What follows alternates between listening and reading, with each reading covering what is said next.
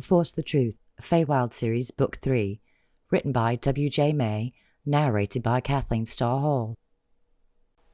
Force the Truth. If you can't trust your family, who can you trust? The Fae Queen and her king are locked in a millennia-spanning war of wills, and Lina has to walk the treacherous line between them to expose an even greater danger. Her trusty velox Braken is by her side, but even the well-trained soldier has secrets of his own. Her friends are imprisoned while her sister holds the key, but it's an outsider who provides an exit when it's needed. From one trap to another, their ragtag hand face beasts, dreams, and illusions to try and free the Fae Royals from their curse. Trusting the wrong person can get you killed, but trusting the right one could save the realm. Prologue. A flash of lightning pitched the room into bright relief for a moment, repeating twice more before vanishing, leaving Braken blinking into the dim candlelight.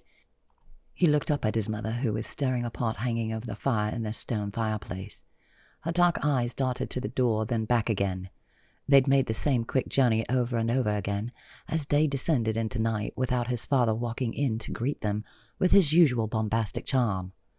The wind blew the rain against their small home on the outer edge of Exaria, and anxiety bubbled up inside him.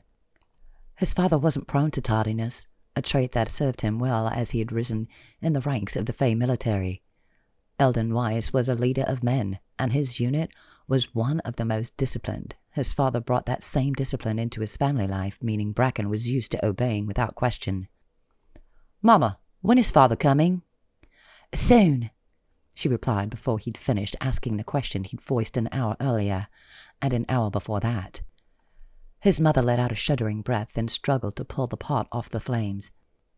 "We'll eat and keep some stew warm for him." His stomach was too knotted to eat much, but he'd been taught not to waste what he was given, so Braken dutifully finished his bowl, ignoring the gurgle in his belly. His mother's bowl went untouched, her hands too busy twisting her napkin, her eyes steadfastly on the door. Braken watched as his mother rubbed her eyes with her hands and let out a long sigh. "Mayhaps I should put you to bed," she said, her tone distracted, her eyes still on the entry. Braken opened his mouth to ask for another few minutes when there was a thump from the other side of the door. Eyes wide, his mother stood, clutching her napkin to her chest. Braken was filled with fear, having seen less than a dozen springs, but he was his father's son. His duty was ingrained inside of him. Protect. He pulled the knife from where it had been driven into the loaf of hearty bread that sat beside their stew bowls. Holding it out in front of him, Braken circled the table to stand in front of his mother. His hands were shaking, and he had no confidence in his ability to fight off even the weakest of attackers, but nothing would stop him from trying. The door opened suddenly, lightning flashing behind the large form that stood in the doorframe in silhouette. His mother screamed, and Braken lunged forward, then froze when the form stumbled and landed on its face in front of him. "Eldon!" his mother cried, going to her knees beside him. She shoved against the form's shoulder, turning him over to reveal his father's face. Braken gasped, having never seen his father in such a state before. His face was pale, save for red blotches on his cheeks and nose beneath a patina of dirt. Hair disheveled, eyes glassy, Eldon Weiss, rising star of the Fae forces, mumbled to himself as he tried to pull himself to his feet again. As he rose, Braken picked up the fumes of 11 moonshine on his breath. He fanned the stench away from his face, looking up to take in his father's full condition. Commander Weiss's uniform was ripped and stained, its light blue fabric covered in filth. His father's hand descended onto his shoulder. Squeezing it roughly, he let out a burp, then lurched toward the table. "Shut the door," his mother said, her tone barely above a whisper as her eyes followed her husband on his uneven course. Braken hurried to obey, closing the door on the stormy night and turning his attention back to the unexpected state of affairs developing inside. His father sat down heavily, one hand landing in a bowl of stew. He lifted his fingers to his nose and sniffed at them, then grimaced and burped again, this time gagging, and Braken thought he was a moment away from vomiting up the moonshine he'd spent the evening swallowing down. Spreading his arms and knocking a bowl of stew over in the process, he set his head down on the table. All the tension in him fled, and Eldon Weiss collapsed into a heap where he sat. "We should get him to bed," his mother fretted, trying to hide the disappointment in her features. It was clear that she wasn't sure how to handle her normally straight-laced husband coming home so inebriated. "He can sleep this off, and everything will go back to normal by tomorrow." Despite the surety his mother injected into her voice, Braken wasn't so certain things would go as she predicted. Just to see his father in such a state had rattled him. His childhood, though not ideal, had been a stable one, and his father had served as a paragon in his young eyes. This was not the man he was used to greeting with a straight spine and respectful tone. Braken took a couple steps towards his father, ready to assist his mother in helping him to the bed they shared, but before he reached the table, there was a pounding at the door. It wasn't like the thud of earlier, which Braken realized must have been his father's frame hitting the door. This was the firm insistence of a fist.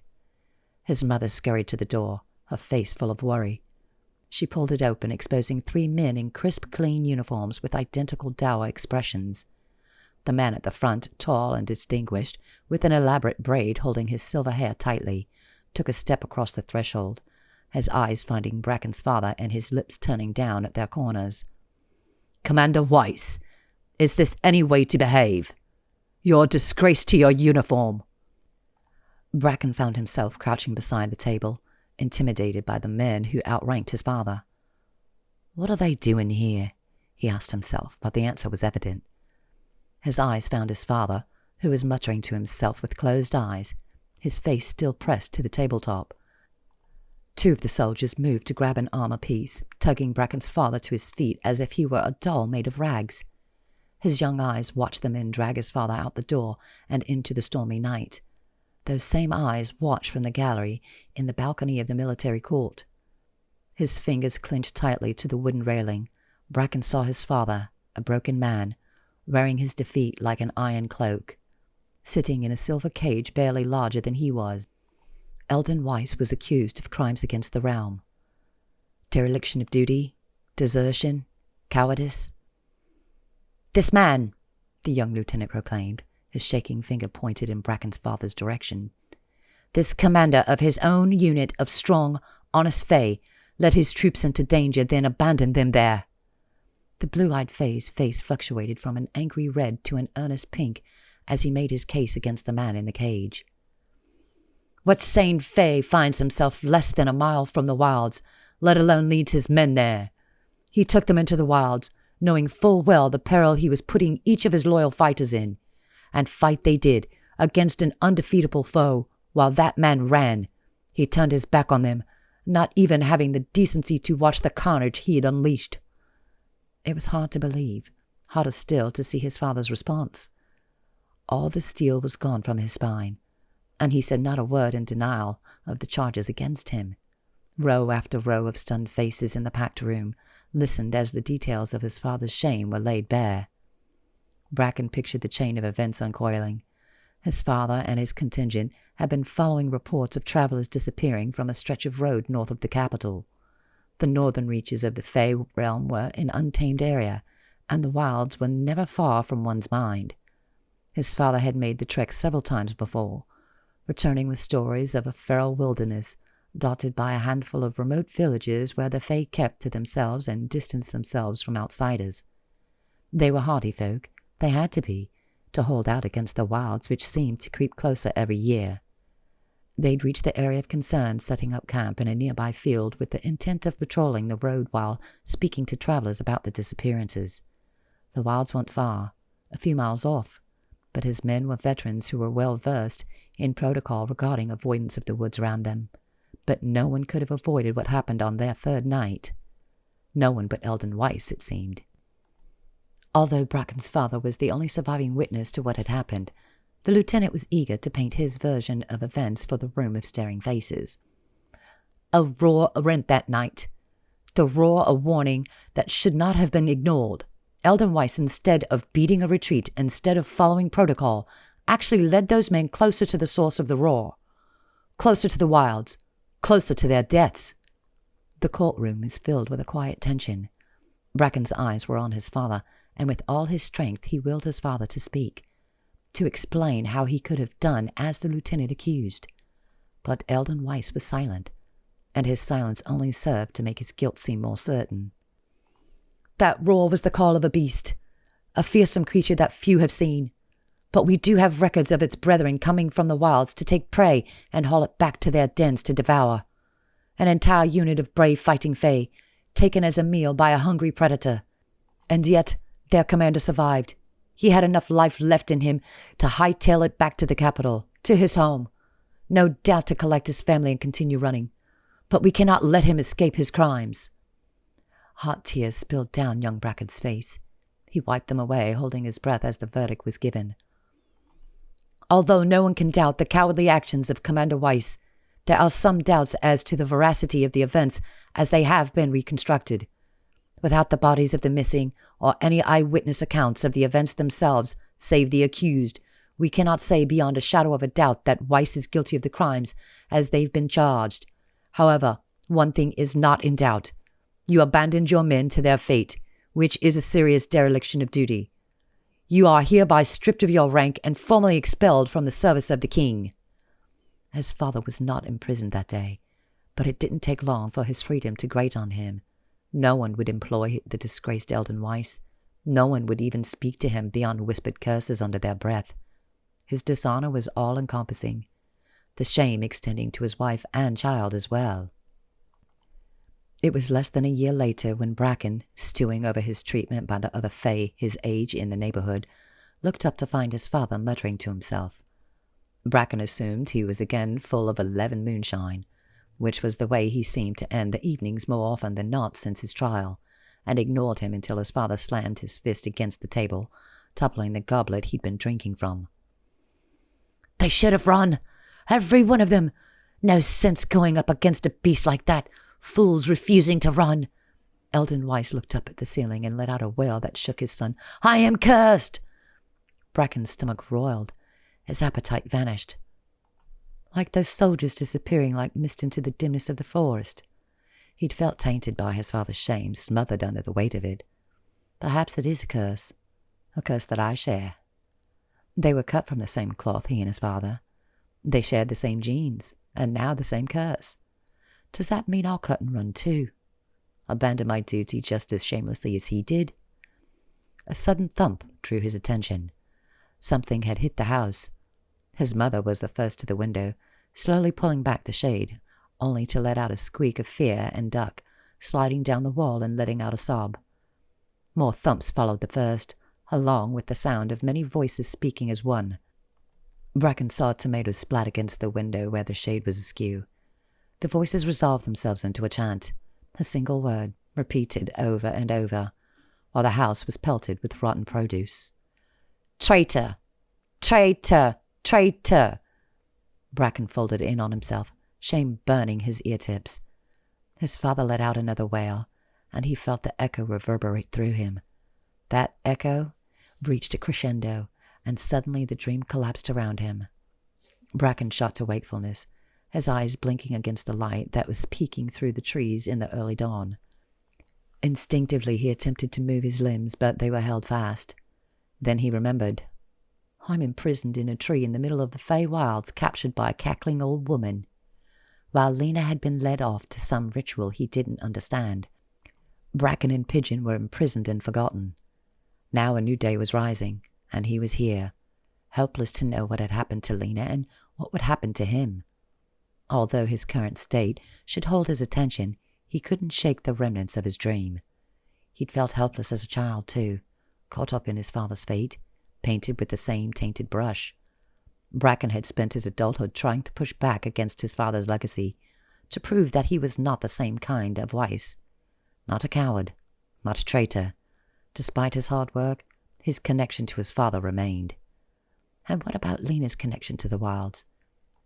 It was as undeniable as his own parentage, he realized now. Still, he could never believe that Lina was contaminated by the evil around her. She'd been afraid that she was part of some nefarious plot against the Fae King. But Braken wouldn't believe it, just like he wouldn't believe the insults that were hurled at him. In this, we are the same. An owl hooted from above him, and Braken started letting out a curse. Tension flooded him, anxiety about his future and frustration about his current state combining to make his adrenaline surge uselessly. Forcing himself to calm down, Braken figured there was no way things could get any worse. Then again, I can't see how they could get any better. Chapter 1. Her stomach rumbled like rolling thunder. Lina clutched her midsection, amazed at her ferocious appetite. She'd already consumed 2 eggs, 3 pieces of toast, and a bowl of berries and cream, but she felt as if she could eat the same over again, and still not be full. Resting on a log by the fire, her eyes followed the wildlings as they flowed around her, working in a communal fashion to feed themselves. A large bowl of porridge passed her, carried by a short, pudgy Fae with carrot-red hair. Lina licked her lips, lunging for a clean bowl, and heading off after the porridge. Soon enough, she was back on the log, shoveling spoonfuls into her mouth at top speed. Her mouth wasn't the only thing hard at work, but her mind didn't quite seem up to the task yet this morning. Lina attempted to piece together the events of the day before, but it wasn't coming back all at once. She remembered the ritual, remembered regaining her memories, and regaining a sister I didn't know I had. Those memories had also shown her that her biological mother had abandoned her and her sister to the crown, to be used as a weapon in her war against the city dwellers. Lina rubbed her chest, hoping to warm away the chill that suddenly flooded her body. All my fears have crystallized. I wanted so badly not to be a traitor, but I guess we don't always get what we want, no matter how much we want it. But there had still been some memories that remained hidden. Lina couldn't recall how she'd come to end up on the riverbank in the wilds with no memory of how she'd gotten there, with only a ring and a coin purse for clues. It wasn't until she touched the crown that the woman realized that was something still inside Lina, something with teeth. She'd been knocked out by the old woman's magic, awakening to find herself in a pool of still, clear water. Lina remembered it now, remembered the light that had blazed around her naked body as she floated. On the shore, the crown had been uttering an incantation and moving her hands and fingers in a strange rhythm. She'd felt a sudden clenching inside her. It had felt like something was being ripped out of her, and she'd started to sink, thrashing. An inky blackness had surrounded her, as if leaching out of her body into the water around her. The darkness had blinded her, but not for long, as she felt herself being lifted from the water. She'd blinked, clearing her vision, and watched the sky grow closer as she levitated above the pool. The crown drew her back through the air toward the grassy bank, where her feet finally touched ground again. "You're cleansed of the evil that was polluting you," she'd announced with a sniff, her ancient hands on her hips. Lina had grabbed her head as a wave of dizziness hit her. Then she'd collapsed, giving into unconsciousness with a soft sigh. When she'd awoken for the last time, she found herself in the bed she'd slept in the night before. It was morning, and her stomach was demanding that she rise and find something to fill it, which was how she'd ended up near the cook fires, shoving food into her face. The porridge bowl empty, Lina set it to the side, then immediately grimaced. "I've been so worried about feeding myself, I haven't bothered to check on my friends." Her cheeks heated, and she berated herself mentally for the oversight. Lina stood, rushing to collect food for her companions. Her arms full, she began asking wildlings where her sister could be found. Several didn't answer, still distrustful of the twin who had suddenly reappeared in their midst. Although her sister seemed to command respect and loyalty, most held Lina in suspicion. I guess they weren't exactly privy to the crone's plans. Finally, she was pointed in the direction of the large tree that grew at the north end of the forest village. Lina reached its base and stared upward, looking for her sister. It wasn't until a breeze shifted the leaves on a branch enough for her to make out Gilly's face that she could even tell there was a Fae hidden among the foliage. "Can I talk to you?" she called up. Lina caught a momentary look of annoyance on her sister's features. There was a sudden blur, then her sister was standing before her. "What is it?" Gilly asked, her expression neutral. "What were you doing up there?" Her sister shrugged a shoulder. "Keeping watch." Lina knew they'd been separated for years, but a part of her was disappointed at the gulf that stood between them. She'd been changed by her time among the city dwellers, and she had a feeling her sister resented her absence and the changes it had wrought. Then again, maybe I'm the one with resentments. "Where are my friends?" she asked finally, her arms starting to get tired from holding up the bounty of breakfast supplies she was carrying. "Somewhere safe," Gilly said, then started walking in the direction of the commune's central clearing. Lina hurried after her. "Care to be more specific?" "The crone wanted them held somewhere safe for their own protection." Her sister didn't bother to slow her steps as she continued the conversation. "Wildlings don't have many flaws, but some would say their primary one is a distrust of outsiders." Lina let out a snort of laughter. "That's putting it mildly. Where exactly are they being held?" Gilly turned back to look at her, then frowned. She changed directions without warning, heading down a thin path through some brush that had Lina struggling. Some branches whipped at her, her arms too full to deflect them. She was grumbling curses under her breath by the time the path widened out into a small clearing ringed by large trees. "They're here," Gilly said, pointing toward two trunks that were next to each other in the ring. Lina hurried forward, then let out a gasp when she saw Pigeon and Braken were behind bars. The bars were carved into the tree trunks, creating a small cell inside the tree. "You've locked them up!" she cried, accusation heavy in her tone. Gilly gave another one of her shrugs and followed after Lina, who was muttering about the lack of hospitality among the wildlings. She reached the plump Kingsblade cadet first, her features racked with guilt. "Oh, Pigeon," she said softly, "I'm so sorry about all of this." Her friend blinked bleary eyes in her direction. She was sitting on the floor of her wooden cell, leaning against the bars. "It's okay," she said, standing with a creak of her joints and a grimace on her face. "I know you didn't intend for any of this to happen." "That doesn't make it right." She started handing her friend items from her stash. Pigeon's eyes lit up, and she hurried to take a bite of the fruit Lina handed her. Her eyes rolled back in her head as she licked at the juice that trickled down her chin. "The food here is so good. I could almost forgive them for the whole kidnapping and imprisonment thing." Lina laughed, amazed at the other woman's indefatigable positivity. Then she caught sight of the occupant of the other cell, and her stomach dropped. She left a few more choice goodies with Pigeon, then moved to the other cell. Braken's face was pale but lined with anger. Lina approached carefully, not wanting to set off his notorious temper. Holding out a sweet pear in his direction, she tried on a smile. "Good morning. Hungry?" He ignored her offering, his features darkening. "Let me out of here." The rough tone in his voice had her on edge. "You should eat," she said softly, trying again to pass him a morsel. Braken slapped the pear out of her hand, not caring where it landed. "Are you blind? We're being kept in leafing cages.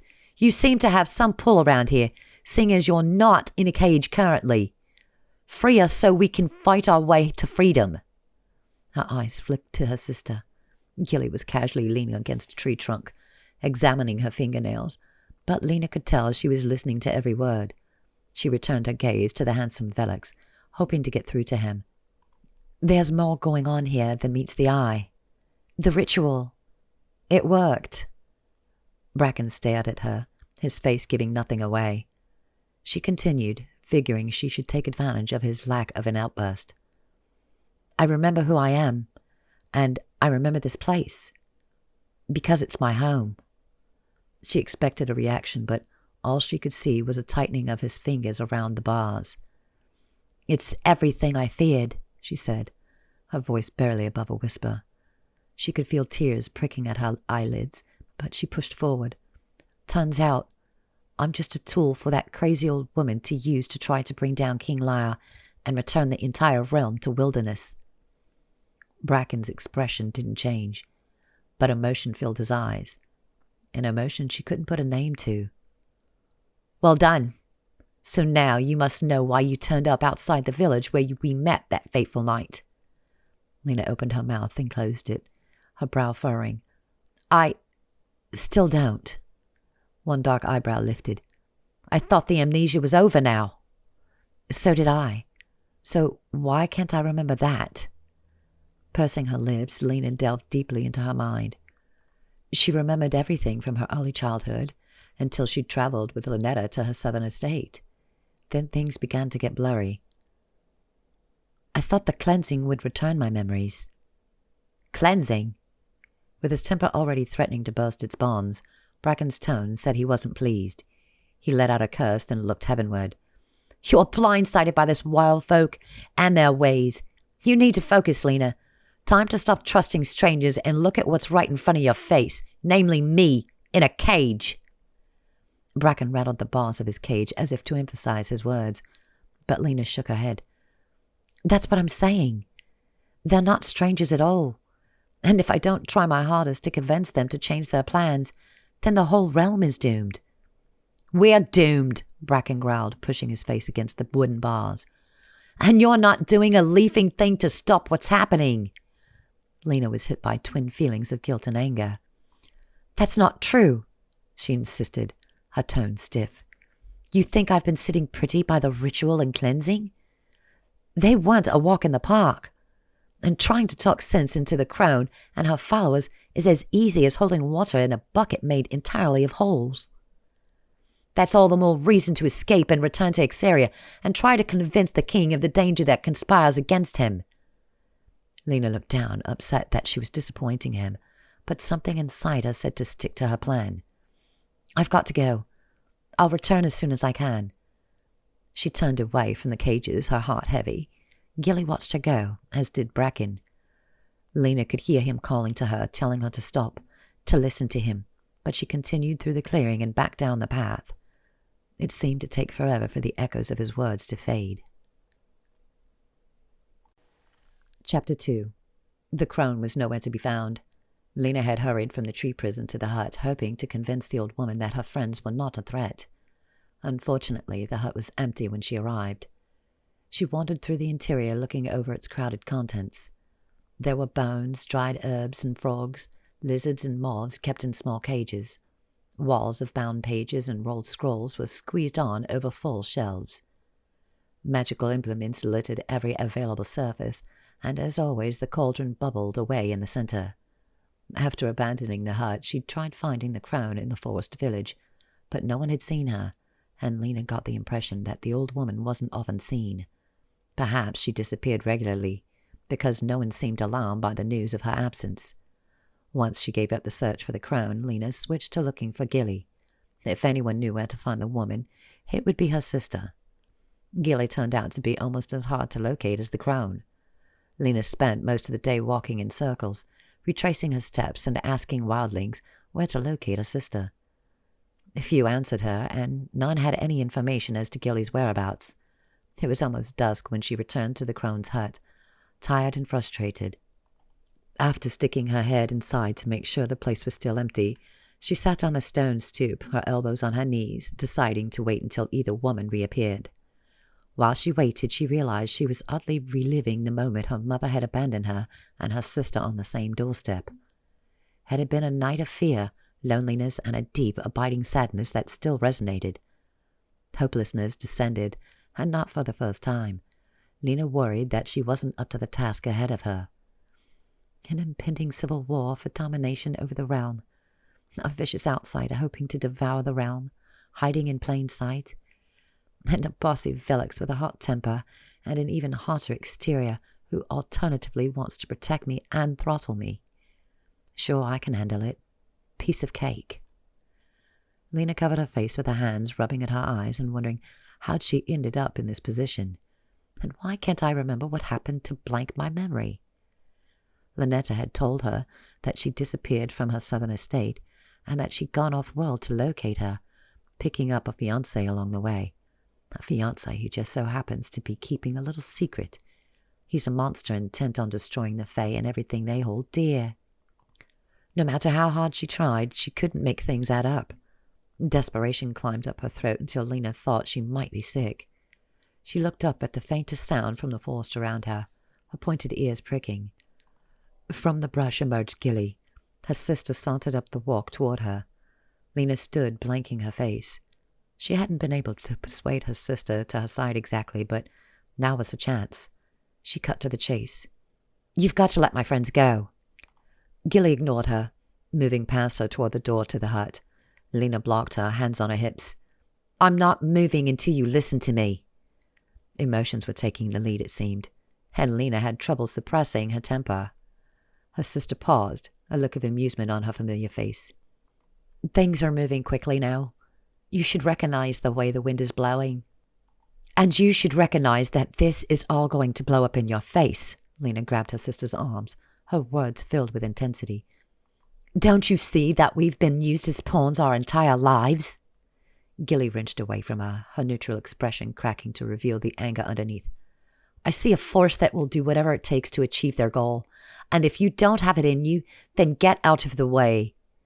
She tried to push her way past, but Lina wasn't having it. Her temple boiled over, and without hesitating, she moved her weight forward, shoving her sister off the stone step. Gilly stumbled backward, then looked at Lina, murder in her eyes. Right.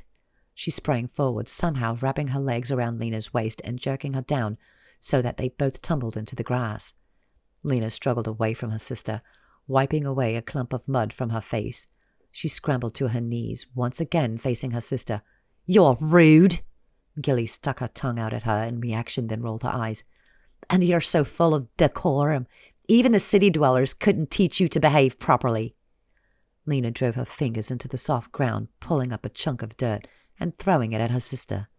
Gilly batted it away, but was caught off guard by Lina's lunge forward. They ended up on the ground, each attempting to subdue the other. Lina managed to straddle Gilly and hold down her shoulders for a moment. Why are we acting so petty? We should be considering what yesterday revealed. We're twins, and we used to be closer than anything, inseparable. You're me, remember? And I'm you. And you're a leaf in pain in my backside, Gilly growled, shifting so that now she was on top. Her hands dug into Lina's shoulders, keeping her pinned to the ground. All that changed when you left. I didn't want to leave. It doesn't matter. Gilly's face changed in that moment, a hidden anguish appearing for a second on her features. Then the door to the hut opened, drawing both of their attention. Stop fighting, the crone said, peeking her head out of the doorway, and get inside. We've got work to do. Gilly released her and stood while Lina still gaped at the door. Where did she come from? It was less than an hour after Lina had searched the insides of the hut, revealing no one at home. Now the crone was inside, and Lina had no idea how the old woman had pulled it off. She lifted herself to her feet and brushed off her clothing, frowning down at her dirty state.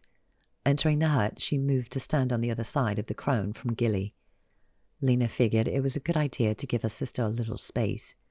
Although she was excellent at hiding her feelings, Lina sensed something deep and painful was slowly rising to the surface inside her. Just like it is inside me. The crone was hunched over a massive hidebound book that looked older than she was. Lina peered over her shoulder, her brow furrowing when she took in an unknown script, making it so she could not read along. The old woman's bent finger traced down the page as she muttered to herself.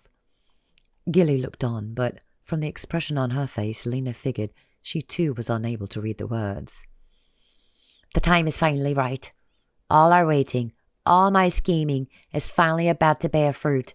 We can begin planning our offensive against the handsome bastard and take back the realm for the wilds, once and for always. That handsome bastard really isn't a bastard, Lina corrected. His people love him, and with good reason. The crone tutted, a harsh look on her face. Foolish girl. What's so foolish about not wanting to see the realm torn apart? To me, it's foolish not to attempt some sort of peaceful resolution instead of looking forward to Fae bloodshed. Peaceful? Gilly grumbled. Because your king is so bent on peace.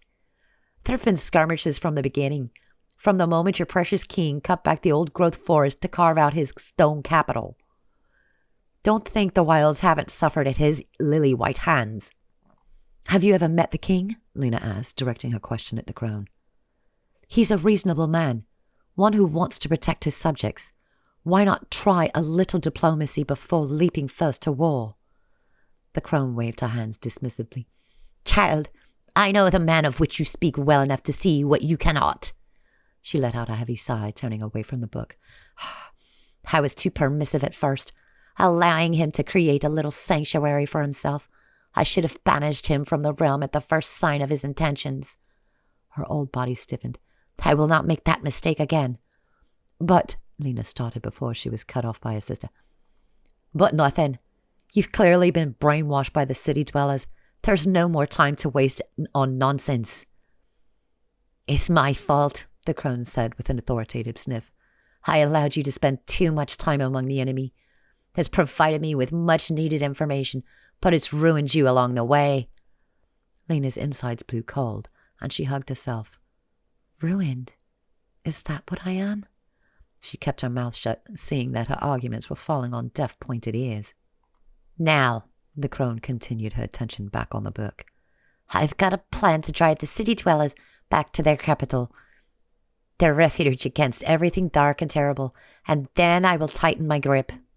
She turned to Gilly, patting her cheek with a feral smile. And you too, she said, turning her attention to Lina, the smile tightening. You too will be my secret weapon. Happy to help, Gilly said, putting her hand over the wrinkly one still pressing her cheek. But I would appreciate if you didn't blank my memory first this time. Count me out, Lina croaked. I've already done enough for the cause. The crone's eyes turned cold. Her hand dropped from Gilly's face, and when she held it out to point at Lina, it resembled a claw. Enough out of you, unless you prefer to join your friends in their cages. The reminder of Pigeon and Braken behind bars relit the fire in Lina's belly. Look, she said, her tone entreating. I know you're not eager to listen to what I have to say, but the reason I came here in the first place was to warn you. There is an evil greater than the threat you perceive from Lyre. The old woman's eyes narrowed. Ah, yes, the thing that had gotten inside you. The cleansing cleared you of its evil presence. Not entirely. Lina admitted that her memories had not fully returned. The evil inside me? It was put there by a man in Ixaria, a man named Vel, with designs on the realm. The Eater of Worlds. The crone froze, her face taking on a thoughtful expression. How is it that I cannot sense this presence? If a force like you described were here, in my realm, then I would know it. Like I know what happened in the hours before my memory was blanked by some treacherous force? This man, creature, whatever it is, it's powerful. Lina filled her voice with strength. You're powerful as well, but powerful doesn't mean invulnerable. The crone studied her face for a moment, then nodded slowly. This vexes me, she muttered, finger on her pointy chin. If what you're implying is true, and I cannot sense this creature, then you may be correct about the threat he poses. I need information, which means I will do some investigating of my own. The old woman gave a nod in Gilly's direction, and Gilly nodded back. Then, without warning, the crone transformed suddenly, giving an ominous squawk before flying out of an open window in raven form. Lina fell back, hand to chest, surprised by her sudden change. When they were alone, she turned to her sister. Gilly stared back at her, her demeanor like stone. Frustration rose inside her again at the realization that she'd failed to convince the crone to let her friends go. I doubt Gilly is going to give in either, she thought, biting her lip. Still, I have to try. Chapter 3. Lina passed a napkin containing an egg between two pieces of thick toast to Pigeon, who grabbed it with relief. Finally, her friend cried. I was beginning to think we'd starve before anyone brought us anything to eat. I'm sorry, Lina responded, handing over a few pieces of fruit. I should have brought you something last night, but I was too wrapped up in trying to convince Gilly to free you. And how's the negotiation going? Braken asked in a sardonic tone. Clearly well from the state of things. His arms swept through the bars, indicating their ongoing imprisonment. Lina headed over to his cage, passing food through the bars. This time he took what she gave him, his stomach rumbling audibly. Shame burned her, shame and guilt, knowing that she'd led her friends to this place and was now walking free while they remained behind bars. Turns out you're a liability, Lina said lightly, hoping to fob him off with her casual tone. Part of me thinks you're here for your own safety. You should see the looks the wildlings give me, and I'm supposed to be one of them. Braken didn't look up. He was bent on his breakfast, but Lina thought it was more out of hurt than hunger that he wouldn't meet her gaze.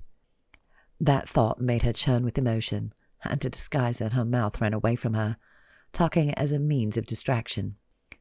It's strange. suddenly having a sister. To go from having no memories to deep, detailed recollections of the years you've spent together. Pigeon's eyes were filled with sympathy. I miss my family too. My first week at the academy, I thought obsessively about running away. Family may not always be your favorite people, but they're the ones who really know you. I'm not sure Gilly wants to know me, Lina shared. I think I'm cramping her style a bit. Braken let out a weak laugh, the first she'd heard since she'd seen him in a cage. It's a kindness that you think your sister has a style at all. She plays only one note, and it's sharp. His joke broke some of the ice between them. Lina grinned, teeing up a joke of her own. At least the crone is taking the whole Vel thing seriously. She flew off after him. Literally. She told them about the old woman's transformation. She didn't exactly say she'd go after Rashawn, but at least she's looking into it. Although she meant the words to be reassuring, they didn't feel that way to her. She couldn't trust the crone to be transparent with her actions, let alone her thoughts. As if I'd want to be inside that woman's mind. It must be like a crumbling ruin, teeming with insects and rodents. Braken didn't answer. He was too busy chewing, or at least that was what Lina told herself. Despite her efforts at putting on a brave face, it was getting hard not to feel demoralized. It had been a long night, trying to convince her sister, someone who had once been as close to her as her own skin, to trust her. Trying and failing is more correct, she thought, retreading the same ground she'd covered over and over as she berated herself for coming this far, only to hit a wall in the shape of her doppelganger. They're not wildlings, Gilly had repeatedly told her last night when she'd been haranguing her to release Braken and Pigeon. The fat one is a magic user, and the male is a fighter who's talking about escaping from the wilds with you. I won't risk letting them go. We won't escape, and we won't raise our hands in violence to you and your people, Lina had told her, hoping to abide by the vow she was making. Gilly just looked at her, her lips pressed together in a tight line. When Lina had insisted, she'd shaken her head. Everything we've worked for is in the offing, and I won't take any chances. She looked Lina up and down, shaking her head again. You don't know your ways, and neither do they. You don't trust me, Lina had said baldly. That's what this is about. How like a city dweller to turn everything into a personal melodrama. Her sister had sighed, her shoulders stooping with exhaustion. This is a fight for an entire civilization, not some inconvenience for one obnoxious Fae who was entranced by the enemy. Are you sure I'm the one who's being manipulated? Because from where I stand, we've both been played for fools by a certain ancient Fae who mangled our minds and used us for her own malignant purposes. There's nothing malignant about getting back what belongs to you, Gilly had barked in reply. Your friends remain in their cages. Now leave me alone before I decide it's time for you to join them. A cough from Pigeon brought Lina back to the present.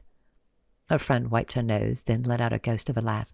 I used to think that camping out under the stars was charming, but I never expected to miss being indoors. She'd never seen the other woman looking so forlorn. Her imprisonment, combined with the inability to access her Fae magic, thanks to the crone's spell, had taken a toll on her usually cheerful friend. Not to mention that she's far from home in what she considers a nightmare realm in which everyone who enters gets eaten. Lina's eyes travelled from Pigeon to Braken, who'd finally abandoned his eating, setting aside the remaining contents of his napkin. His features were wan, his expression tired. She rubbed her chest, trying to massage away the chill she felt there, but it wouldn't go. I can't leave them like this. This is ridiculous, she said at last, passing back and forth in front of their cells. The crone only cares about herself, and Gilly is caught up in the old woman's clutches. I might be forced to stay here, but you two don't deserve this, and I'm getting you out, myself. She looked around for a sturdy rock with a good point. Finding one, Lina carried it over to Braken's cage. She lifted it once and swung it at the bark, hitting it with all the fury she felt inside her. Bark came away in large chips, and she swung over and over. Stop, Braken said, and she looked up confused. He had a smile on his face for the first time since they'd entered the wilds. "Give me that rock and find another. 2 more. Give 1 to Pigeon, and then help her hack her way out." Lina did as he suggested, taking turns with Pigeon hitting the same spot on one of the bars carved in the tree. It was slow going. "Maybe I should go try to find an axe." "No time," Braken said, his voice tight. "These rocks will do well enough. We've just got to put everything into it." They hadn't even managed to break through one solitary bar when Gilly dropped from the branches to land next to her sister. "Someone isn't great at following the rules," she snarled, knocking the rock from Lina's hand, then grabbing the other away from Pigeon. She tossed them into the woods, then moved toward Braken. Braken stepped back into the recesses of his cell, the rock disappearing. Gilly moved to the bars and stuck a hand through. Lina watched as she curled her fingers, and a sudden wind seemed to move through the velox's clothing. From within his coat, the rock floated out, shooting into Gilly's hand. She tossed it away like the others, smirking at Braken. The angry Fae rushed the bars of his cage, his arms shooting through to grab at Gilly, but she was too fast for him. From just out of reach, she waved at him, then blew him a kiss. Turning her back on Braken, she glared at her sister. "It's clear you can't be trusted with your freedom. Come along." Lina stood her ground, crossing her arms over her chest. "Let them go." "Not this again," Gilly said, her face tight. She snapped her fingers, and suddenly the brush around them started to move. 4 wildlings appeared out of the woods, familiar faces that Lina had seen before. On their journey here, to be precise. She realized they were members of Gilly's crack troops charged with guarding the wilds. "And now they'll be guarding me," she thought wryly as they marched her away from the prison ring. Chapter 4. Lina peered out the small round window that had been set inside the living bark, her eyes scanning the courtyard of sorts outside the massive tree. 2 guards still stood where they'd positioned themselves upon her arrival back at the borrowed dwelling. Its resident, a wildling named Cressy, had found herself alternate lodging after the first night with stone lovers, as she called them, under her roof. That meant Lina had the entire house, tree, she thought to herself, as her own.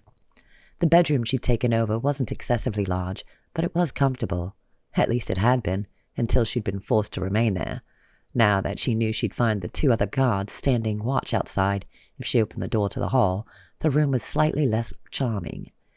She began pacing again, her chosen activity for the day, it seemed. As useless as a chocolate teapot. That's what I've become. Although she'd managed to escape from the city dwellers, it was a completely different venture in the wilds. Not to mention the prowess of the wildlings. Gilly could be silent, moving with stealth that was only rivaled by her speed. Lina imagined those she let join her troop to be a formidable force. They'd definitely catch me before I found my way out of this place.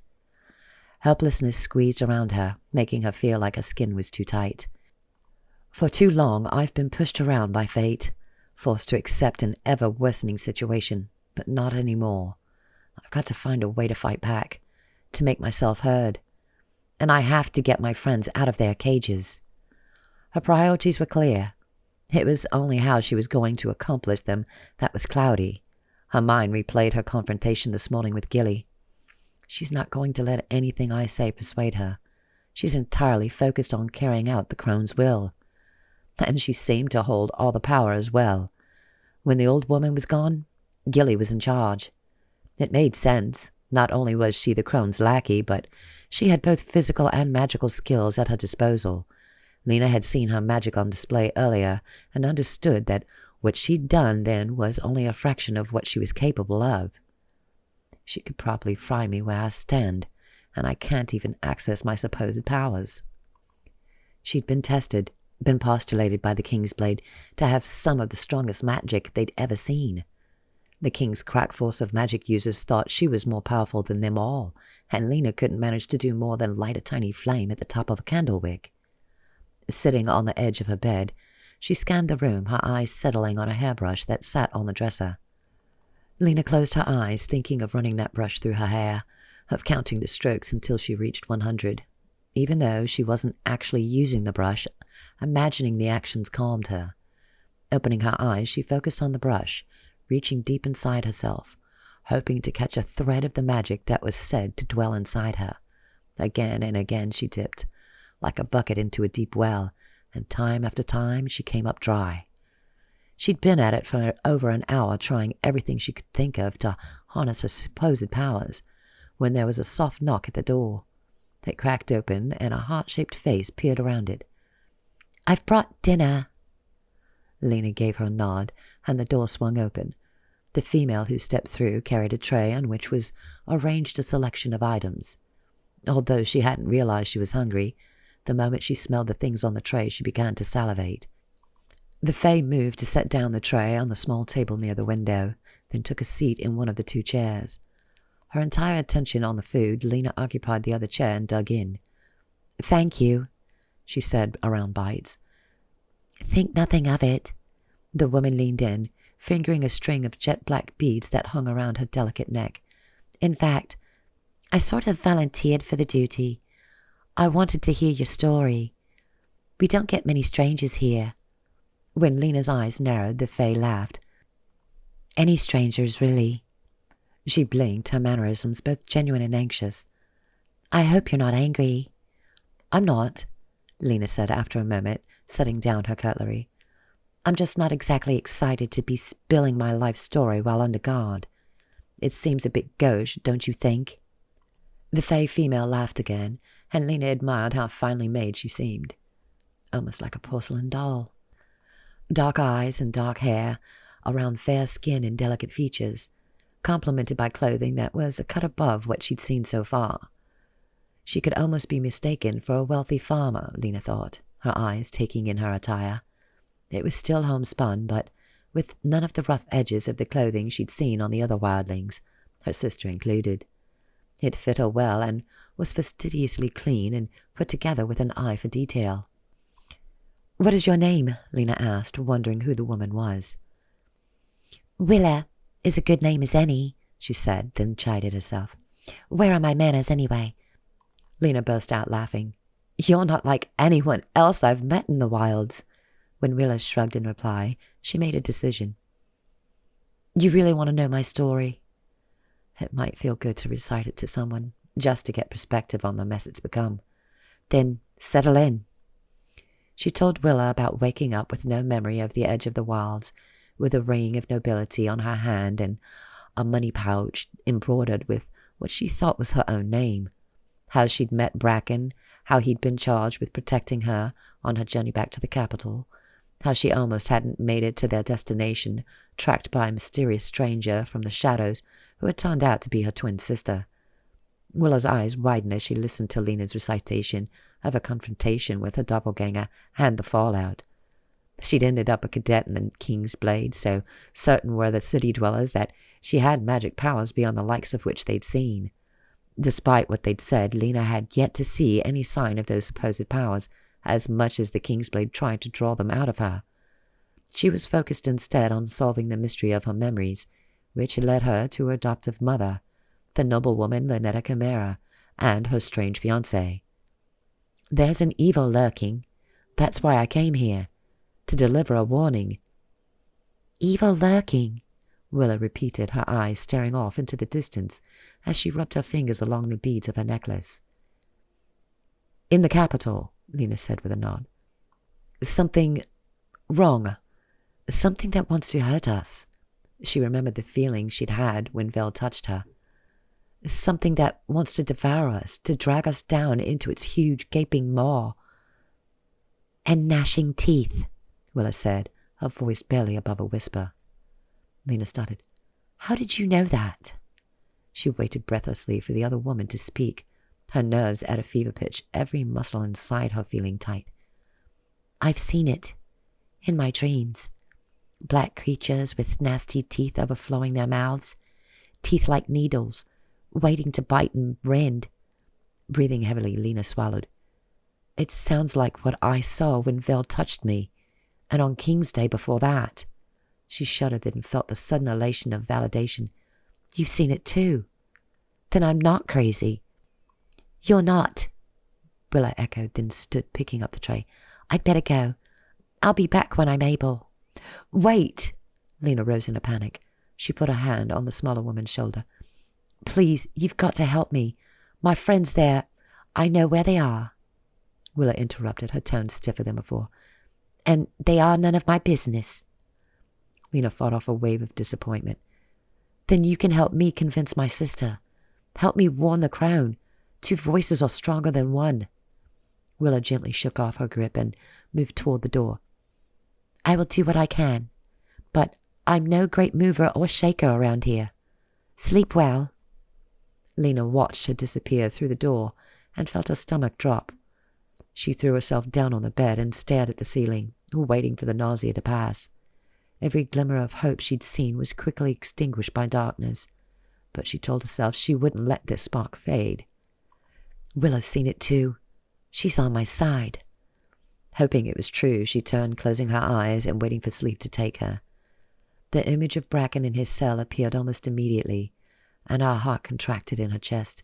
She felt awful, knowing he was still confined. Although she was too, their conditions were vastly different.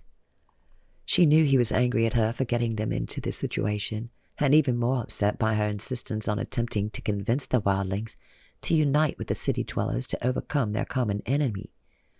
What he didn't see was that she was really the one who could do it. She was a bridge between worlds. All they had to do was walk across it. Her thoughts drifted, imagining a situation in which she could talk to Braken calmly, to explain her reasoning. A quiet dinner over candlelight, where she could gaze into his handsome face, could grasp his strong, roughened hand and squeeze it. Lina chastised herself for the direction of her thoughts. I might be crushing on the guy hard, but I'm not dumb enough to believe there's anything to it, am I? Yes, I am, she answered herself. I'm foolish enough to be falling hard. But I'm an even bigger idiot to hope that we survive long enough to be together. Chapter 5. The sound of raised voices woke her the next morning. Lina lifted herself off the mattress, blinking into the sunlight. Her superior ears could hear a commotion coming from outside the treehouse, and she scurried to the window to get a glimpse of the action. On the other side of the window, the forest metropolis was a flurry of activity. Lina hurried to straighten up her appearance, then opened the door. The guards standing on either side of it turned in her direction with identical stern faces. "What's going on out there?" she asked, making certain not to cross the threshold. The wildlings looked at each other, and for a moment she thought they wouldn't answer. "Mobilization," one said after a moment in a gruff tone. "We're gearing up for a big offensive," the other one said, his tone equally gruff. Lina heaved in a breath. "Already?" The sound of footsteps pattered on the stairs, and Willa climbed into view, a full tray in her hands. "Thank goodness," Lina muttered, motioning the woman in and shutting the door behind her. While Willa set the tray on the table, Lina went to work on her. "They're mobilizing for an offensive. That means we have to move. Today. Now." Willa sat down calmly, straightening her seams, after crossing her legs. "I don't think I'll be of much help with your friends," she admitted after a moment. "Gilly locked them in there with magic, and I don't have the means to open their cells." Lina didn't let the roadblock stall her. She shoved a few buns in her pockets, putting another one in her mouth. Chewing, she remembered the power that had exploded between them when she and her sister had joined hands. "I bet I could open them," she said after swallowing. "At least, I'm willing to risk trying." Willa licked her lips, peering out the window. For a moment she said nothing, then she straightened, some of the tension leaving her. "I'll help you distract the guards, but it's 4 against 2. I think we only need to get the 2 outside the door. There's a window in the hallway that faces the rear, and as long as the 2 guards stationed outside the front door stay on that side of the tree, I can shimmy down without being caught. But how are we going to keep them here long enough for me to free my friends and escape?" Willa's brow furrowed, and she tapped her chin with her index finger. "I have an idea, but no time to explain it. You'll just have to trust me." The smaller Fae sprang to her feet, heading to the door. "You ready to do this?" Lina nodded, shaking out her hands and shifting from foot to foot with nervous energy. "We're doing what, exactly?" "You're just running through this door the minute I open it, out the door and down the hall without a backwards glance. You hit that window and get out, and I'll keep them here for as long as I'm able. Lina threw her arms around the other woman. I can't thank you enough for this. She was anxious, their plan seeming too spontaneous to succeed. Not knowing what Willa had planned also bothered her, but she had no time to let doubt sink her. I'm only going to get one shot. It's this or nothing. Lina took her place in front of the door, far enough away for Willa to open it. She crouched, ready to take off sprinting at the signal. Willa gripped the knob, then gave her a nod. A second later, the door was flung open. Lina burst through it like an arrow from a bow, catching the two outside by surprise. She did as Willa said, trusting the wildling woman fully to carry out whatever maneuver she had up her sleeve. Lina was totally focused on making it to the window and climbing down. She was relieved to find the window open, and in seconds she was on the sill, assessing the best way down. She heard a clatter behind her and stopped debating. Forcing herself to grip the bark, she let her instincts carry her. Her body seemed to know what to do, and Lina remembered she'd spent her formative years here, navigating the wilderness, so skittering down the side of an overlarge tree took less than a minute. Her feet hit the ground and she scanned the area around her, her motions jerky, her heart pounding like a bass drum inside her. Not seeing any wildlings, she started toward the path that would lead her to the prison ring, moving as quickly as stealth would allow. Every second felt like an age, and by the time she reached the cells where her friends were held, it felt like it should be closing in on midnight. Daylight still reigned, luckily, and she crept into the clearing, worried that her sister might have posted guards here too. No guards were waiting to waylay her, and Lina frowned. My sister underestimates me. She thinks I've become soft in the city. It looks like she's in for a rude awakening. Lina straightened her shoulders and marched to Pigeon's cage. Her friend was stretched out on the wooden floor, eyes closed. She was speaking softly to herself, reciting something Lina couldn't make out. That can't be comfortable, Lina said, reaching the bars, and Pigeon's eyes flew open. Lina, you're here! She scrambled to her feet and rushed over to the bars. Yes, you are, came an annoyed masculine voice. And how exactly did you escape the guards who marched you out of here yesterday? I had a little help, she admitted. A wildling who was kind enough to distract the guards so I could come here. I don't know how much time I have, so I'd prefer to save the explanation for later. Right now, I've got to figure out how to unlock these cages before they discover my absence. Braken moved to the front of his cell where she could see him. Please tell me you have a key. These things don't work on keys, Lina said, inspecting the bars. They're controlled by magic. Braken looked upward and let out a loud sigh. Of course they are. Hush, Pigeon said, her voice unusually stern. She grabbed Lina's hands through the bars and stared into her eyes. You can do this. You've got to. I saw your sister close the cage. She did a motion like this. Lina watched as Pigeon curled her right hand into a half circle, then rotated her index finger around it. Try it. Lina did as she suggested, repeating the movement while closing her eyes.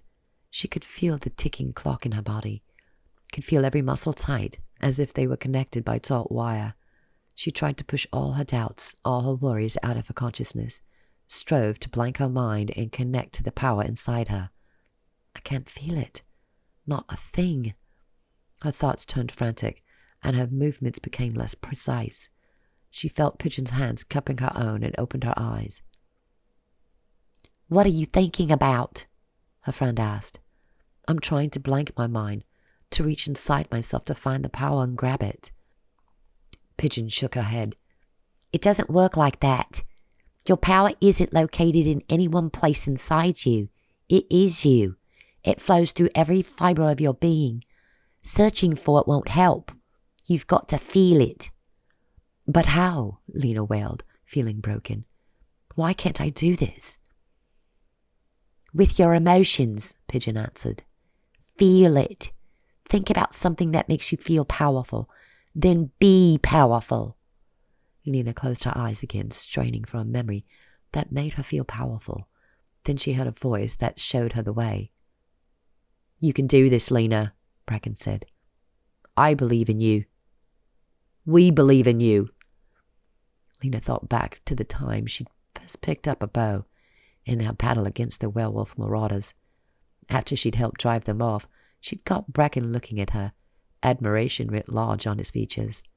That, she thought, that made me feel powerful. Suddenly, there was a lightness inside her. The feeling was indescribable, like honey on the tongue or being wrapped in silk, a warm bath, but for your insides. Any analogy she landed on could not encompass the depth of sensation she was experiencing. Lina made the motions Pigeon had shown her again, and this time she felt something unlock inside her. At the same time, there was a click, and the bars of the cage swung open. Pigeon let out a hoot of delight and stepped out, bouncing with excitement. "Now to his," she said, gesturing toward Braken's cell. Smiling, Lina stepped in front of the bars and repeated the motion. The lock clicked, and the door swung open. A second later, Braken barreled into her, sweeping her up into his arms and hugging her tightly. The warmth of the energy inside her, coupled with the fever she felt in his arms, and Lina looked up at him, a sudden hunger filling her. He looked down at her, his eyes like liquid heat. She saw her hunger mirrored there, and her eyes fastened themselves to his lips. Everything inside her wanted to kiss those lips. Braken leaned in, and her inside swelled with need. "We've got to go!" All heads turned in the direction of the path where a dark-haired wildling was rushing toward them. "Willa!" Lina called out, then moved out of Braken's arms, trying to ignore the flash of disappointment on his features. "What is it?" "They're coming," Willa said simply. "We've got to go now if we want any hope of making it out of the wilds before they overtake us." "Who is this?" Braken asked, instantly on guard. Although his rapier was missing, Lina knew he didn't need the sword to do damage. "She's the one who distracted the guards while I made my escape. I couldn't have done it without her." "How about we save the introductions for later?" Pigeon said, her frantic eyes on the forest around him. "We should probably do as she said and flee now while we have the chance." Braken looked as if he wanted to say something more, but even he had to fold in the face of imminent danger. "I'm all in favor, but which way do we go?" "I know the way," Willa said. She pushed her way between two trees on the south end of the ring. "Follow me." With one more glance at Braken's concerned face, Lina turned and followed the wildling into the woods. "That's where you're wrong. I'm the most dangerous of the bunch." Lina cracked a smile while Pigeon laughed. Willa winked, then continued. "You haven't encountered any predators because you've been traveling in the safety of wildlings. We have an agreement of sorts with the wildlife who share our forest home." Her face turned serious for a moment, the shadow of a tall tree plunging half of her face into darkness. "If you head off on your own, however—" Braken scowled and muttered, "I'd rather take my chances with the predators than the wildlings." He shook his head, his temper getting the better of him once again.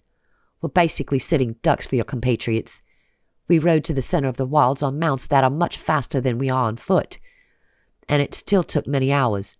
What chance have we got of retracing our steps without them and not having the others catch up?" "We aren't going all the way to the capital," Willa explained. "I can get you out of the wilds and onto one of the stone lovers' roads. Wildlings don't leave the wilds to go after prey in most circumstances."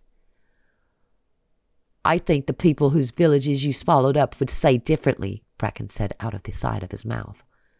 Lina glared at him. "We trust her, or we end up in those cages again." He glared back, but he shut his mouth. They hurried on in silence, their nerves frayed, their spirits low. Lina wasn't sure how long they had traveled when Willa paused, holding up her hand. "Wait here." She pushed through thick shrubbery, disappearing among the leaves. Pigeon struggled to catch her breath while Braken tried to pull apart the branches of the thicket to see where Willa had gone. "You have a penchant for trusting people you've just met. It hasn't tended to end well." "I trusted you too, remember?" Lina responded, crossing her arms. "It's not like we had much of a choice in this instance." "That's what I'm afraid of," he replied. "We keep making decisions based on desperation, and it only serves to drive us deeper into their clutches." Willa appeared next to Braken, startling the velox. "All clear. Come this way."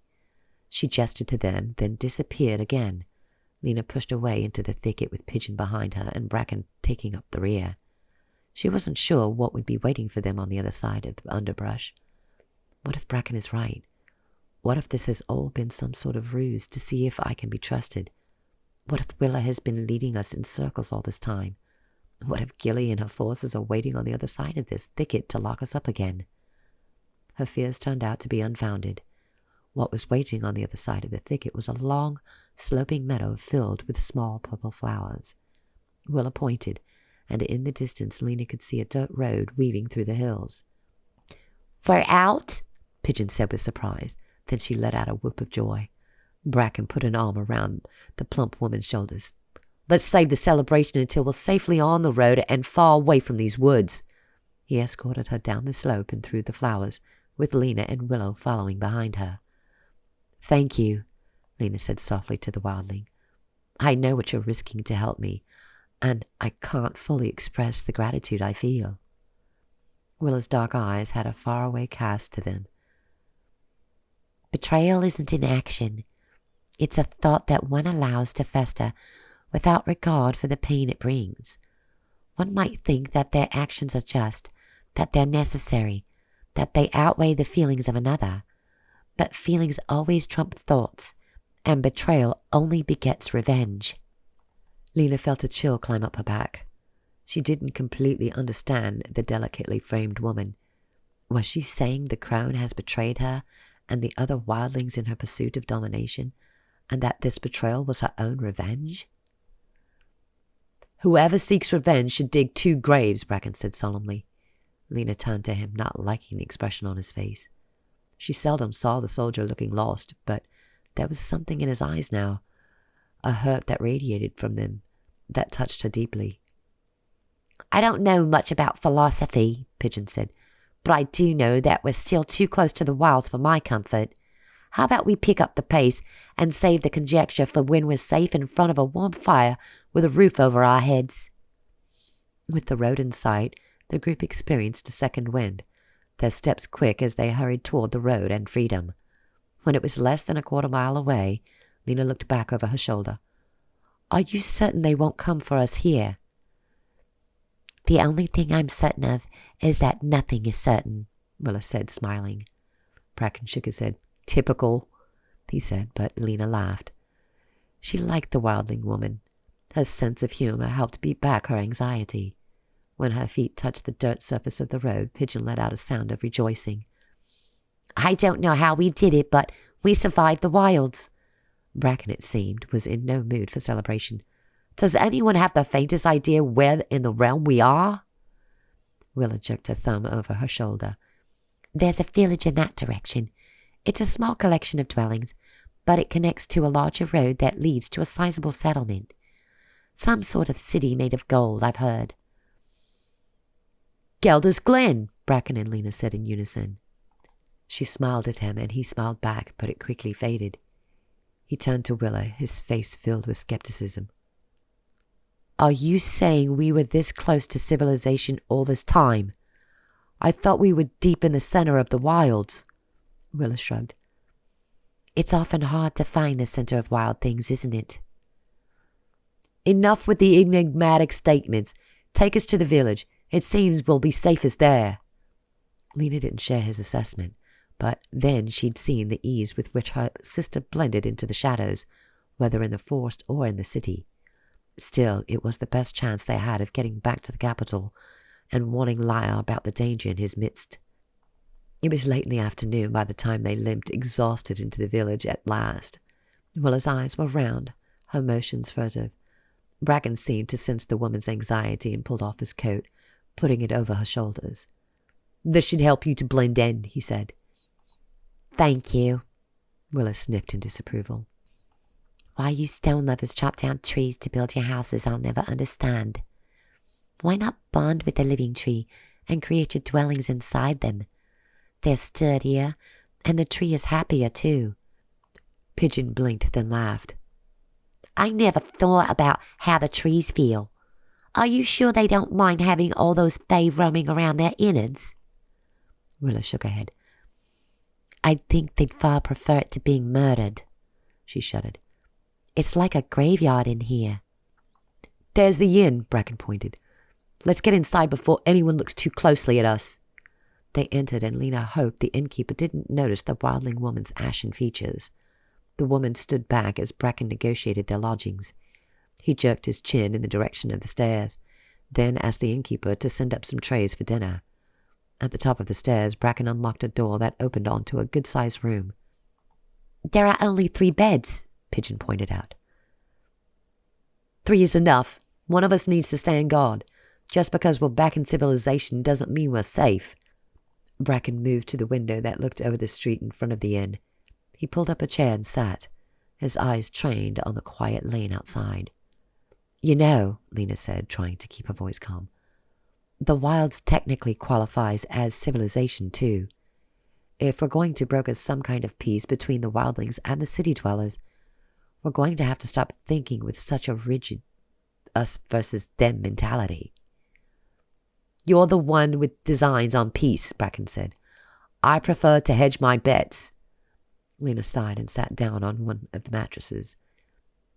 It's an uphill battle I'm waging, but it would be a little easier if I knew my friends were on my side. Pigeon gave her a weak smile and slipped off her boots, sitting down with a little moan of enjoyment. There was a knock at the door, and Willa moved toward it, but Braken stopped her, moving from his chair to open the door and take 2 trays from the innkeeper. He passed one off to Willa, then quickly shut the door. The 4 of them ate silently, Braken back at the window keeping watch. Lina was almost too tired to chew and found herself nodding off before she finished eating. She abandoned the tray and moved to one of the beds, not bothering to climb under the blanket. By the time her head touched the pillow, she fell into a dreamless sleep. She awoke with a start later to find herself in darkness. A hand was on her shoulder, and then she heard Braken's whisper, "It's your turn to keep watch." Lina climbed out of bed, stifling a yawn, and followed Braken out of the room and into the hall. He'd set up his chair in front of the window, there at the top of the stairs, away from the rest of the sleepers. "Keep your eyes open. You know what your sister is capable of." "That I do," she whispered, taking her seat and saluting the velox, who was retracing his steps to the bedroom. The door shut quietly behind him, and Lina turned her eyes to the window and the darkness of night outside.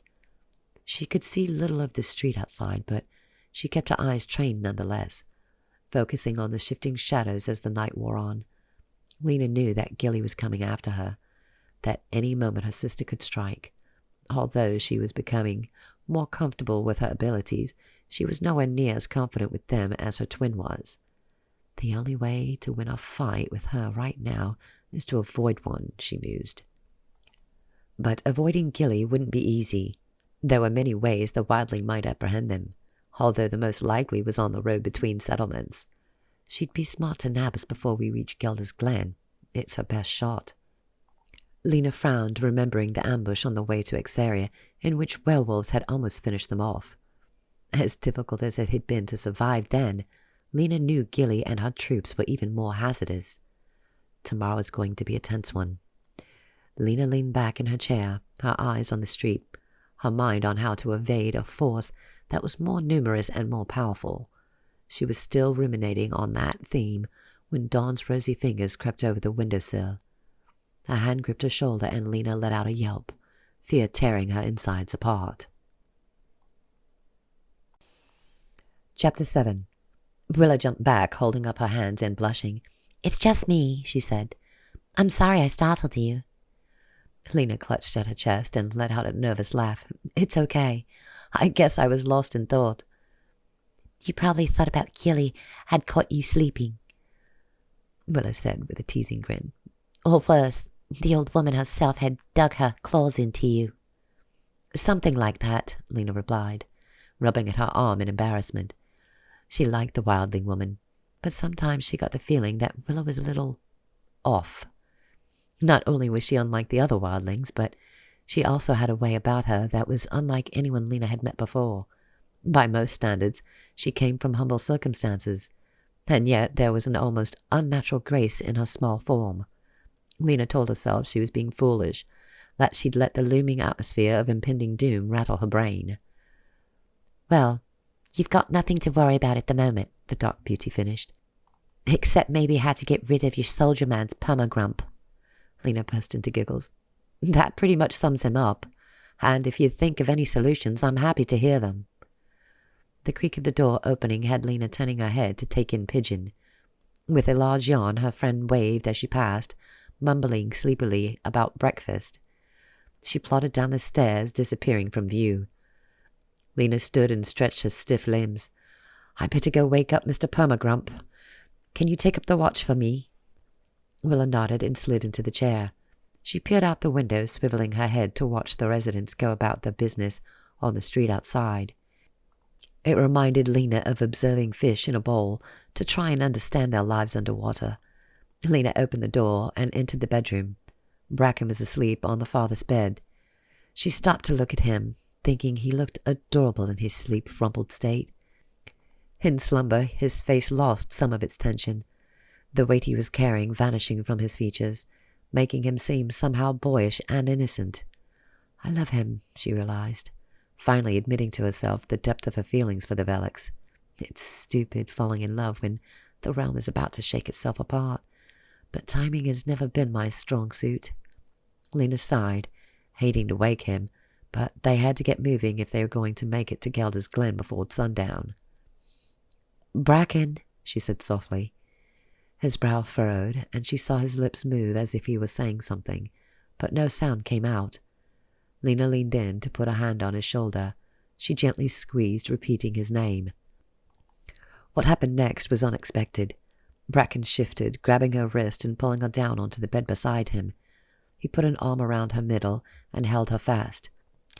Eyes wide, Lina wasn't certain what to make of this predicament. "You move around too much. Why don't you ever stop moving?" Braken grumbled, eyes closed. He's still asleep, she realized. Holding still, she barely breathed, not wanting to wake him up. "Finally," he sighed, smiling in a way that turned her insides to liquid. She held in a yelp when he pulled her closer, burying his face in her hair. "You always smell so good." She was starved for his affection, for his tenderness, and being close to him like this was lighting up every nerve ending. "Please don't let him wake up yet," she prayed. "And please let him be dreaming about me." The humiliation she'd experience if he was dreaming of another girl in this moment would shatter her.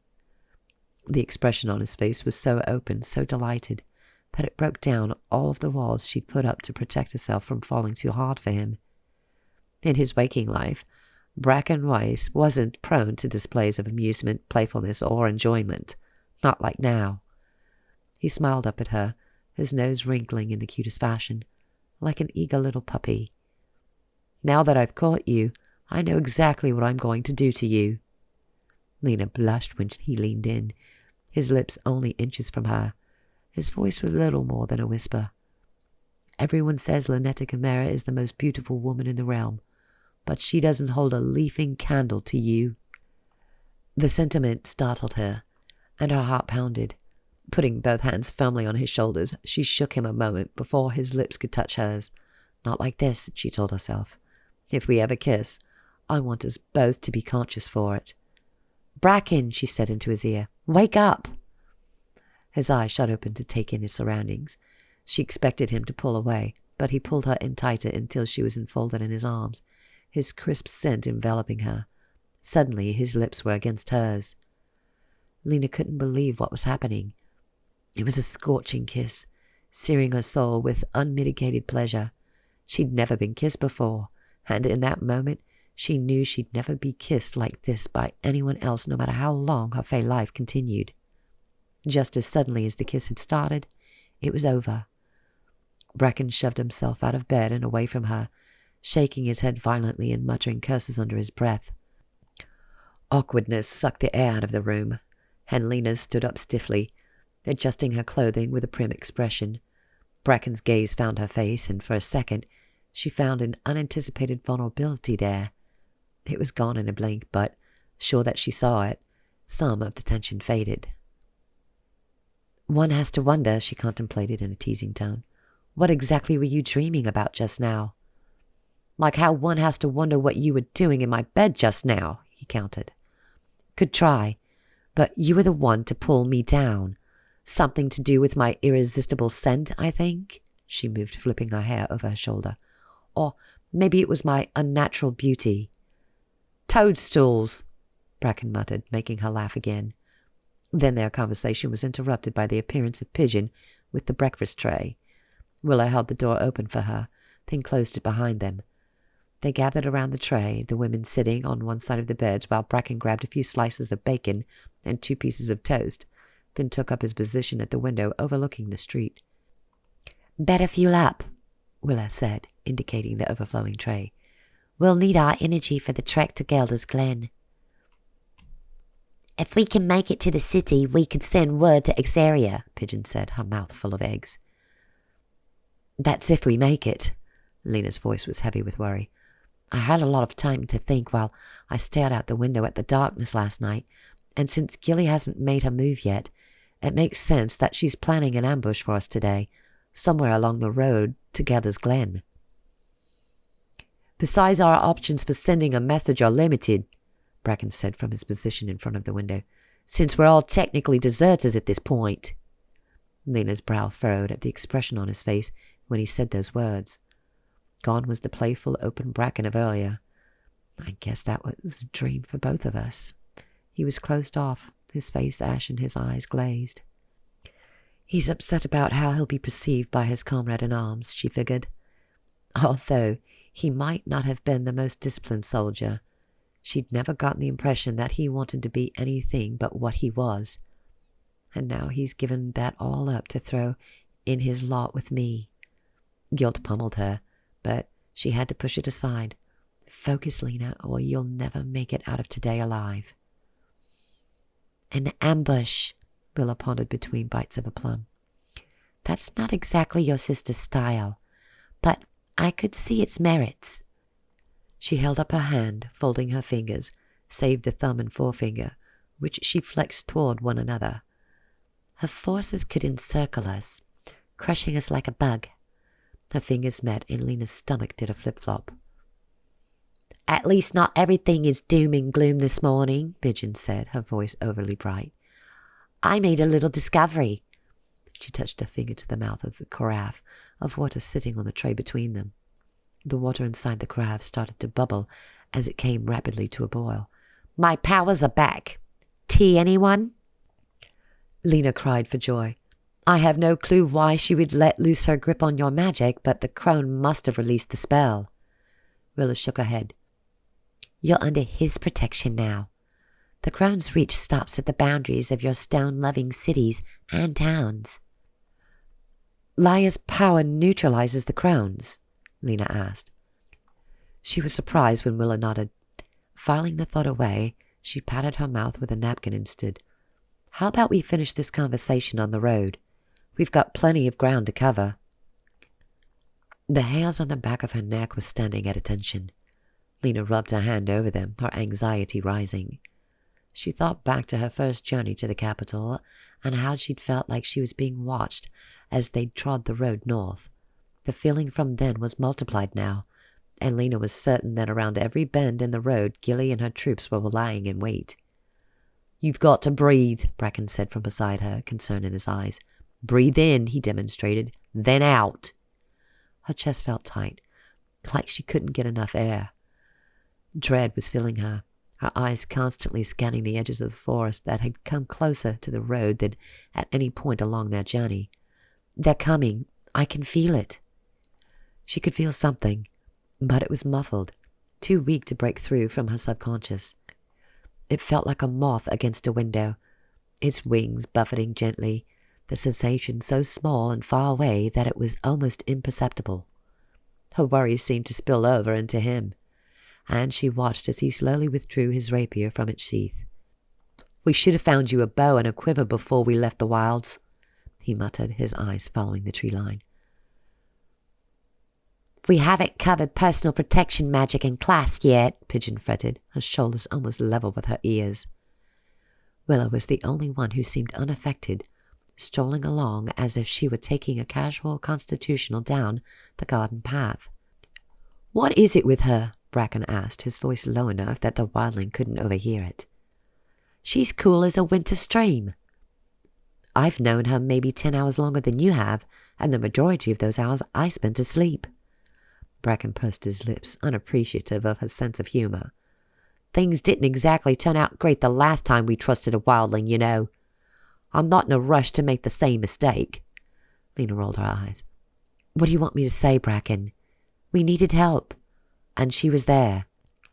And you never once questioned her motivation. I question everything, she hissed, her eyes narrowed.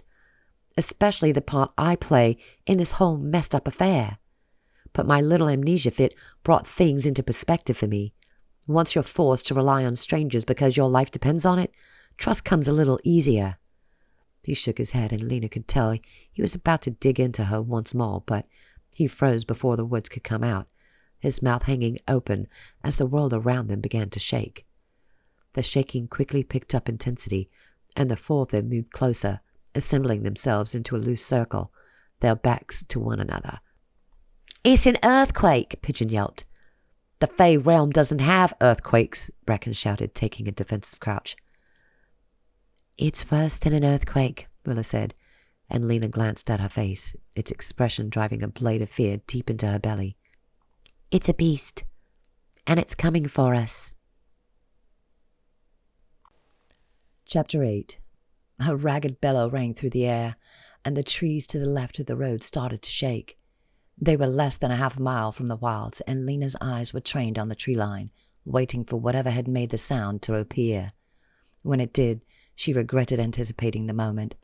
The creature was massive, its head level with the treetops. It stepped from the forest, its dark green skin marked with occasional lighter spots, providing camouflage for the creature, while it stalked the forest so that it resembled the sun-dappled leaves around it. The giant lizard stood out, however, once its massive hind legs took 2 earth-shaking steps toward them. Its front legs were held close to the body, elbows bent, wrists curved down, claws as long as her forearm at the ready. Behind it, a heavy, tapering tail waved back and forth like an angry cat's. Lina breathed heavily, her body frozen in place with terror. She had heard of the beast of the wilds growing up in the forest village. They had been used as a scare tactic to keep younger Fae in line, a nightmare creature that would snap you up and gulp you down in one bite if you failed to do your part around the communal village. Lina now saw how possible meeting that fate would be, given the thing's powerful jaws and sharp teeth. Growing up sheltered in the village, she'd never seen a beast, had never seen much large predators, in fact, as the wildling pact and the crone's powers kept them at bay. She'd half believed the stories to be just that, stories. She and her sister had made up rhymes about besting the creatures in their secret language. How naive we were to think these creatures were something that we could have defeated, she asked herself. After the crown had exiled her to live with the city dwellers, the legend of the beast of the wild had gradually faded from her mind. Never once did she hear one mentioned while residing in the Chimera household, either which gave her all the more reason to believe they'd never existed. Now she was staring up at a living monster. It was making short walk of the distance between them, running with a speed that rivaled a jungle cat.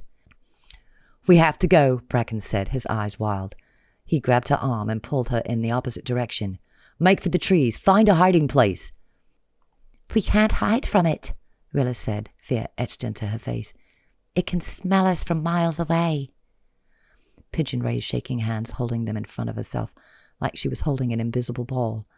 She began to chant in a whisper, shifting her hands in a circular motion until light began to arc between her fingers. The invisible sphere suddenly became visible when something like smoke filled the space between her fingers. Not smoke, clouds, Lina marveled. The light that had zipped between her fingers became lightning trapped, followed by a miniature thunder. "I'm not helpless," Pigeon said between gritted teeth, more to herself, it seemed, than the others, because her spine stiffened and her shoulders pushed back. The beast was near, less than a quarter mile from the road where they stood. "Stay back," she cried, then made a pushing motion, launching the ball toward the creature. As it flew, it grew until the sphere cracked open and released the storm inside it. It engulfed the lizard's head, lightning bursting from the clouds to scorch its skin. Lina's eyes are wide at the display of Pigeon's powers. A tiny shoot of hope fought its way toward the surface inside her. Lightning struck again and again, and the creature emitted an angry roar. Without warning, Braken rushed forward, rapier poised. She wanted to cry out to stop him, but he was a warrior, and warriors face danger without hesitation. Getting close, he slashed at the creature's right ankle, causing it to let out a scream of rage. Although it couldn't see the pest chopping at its legs, it wasted no time reacting, kicking out with a blur of speed. Braken avoided the brunt of the blow, but was knocked back from the overlarge lizard. He rolled to his feet, wasting no time resuming his hacking and slashing. The clouds around the creature's head started to dissipate, and it lurched toward them again. "No! No! No! No!" Pigeon muttered to herself, trying to retrieve the spell to no avail. Willa grabbed Lina's shoulders, pulling her attention. "You've got to use your magic," she said, her tone urgent. "That's the only chance we have of driving this thing away." Lina shook her head, feeling impotent. "I don't know how, and now isn't the time to learn. It's almost upon us." She reached into her boot, dragging out her dagger, intending to join forces with Braken to try and damage the creature. "Now is the only time," Willa countered, refusing to let her go. "Otherwise we're dead. All of us." "Right," Lina said, giving a joking nod.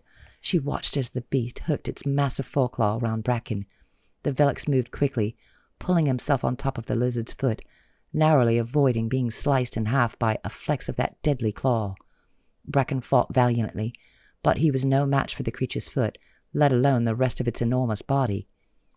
Pigeon pulled back her arm, then pistoned it forward, tossing a fireball at the beast's chest. It burst apart there, scorching flesh and making the lizard let out a scream. It stepped onto the road, making it quake, and the Fae stumbled at the impact, barely remaining on their feet. Another fireball glanced off its chest, but they weren't enough to slow its progress. "It's coming. 2 seconds, maybe 3, and it will be within striking range." Lina closed her eyes, trying to remember how she'd unlocked the power before, when she'd used it to free her friends from their cells. Feel it. That's what Pigeon said. Feel powerful, then be powerful. The lizard was certainly powerful, more powerful than any single creature she'd ever encountered. She imagined how strong she'd have to be to match its ferocity. Lina saw herself grow in size until she towered over the creature. In her imagination, she bent down to roar in the lizard's face. Her nerve endings suddenly lit up with energy, crackling with the power coursing through her. Lina opened her eyes, then wanted to close them again as the beast leaned down to slash at Braken's chest with its razor-sharp claws. She saw the velox fall, and anger roiled in her.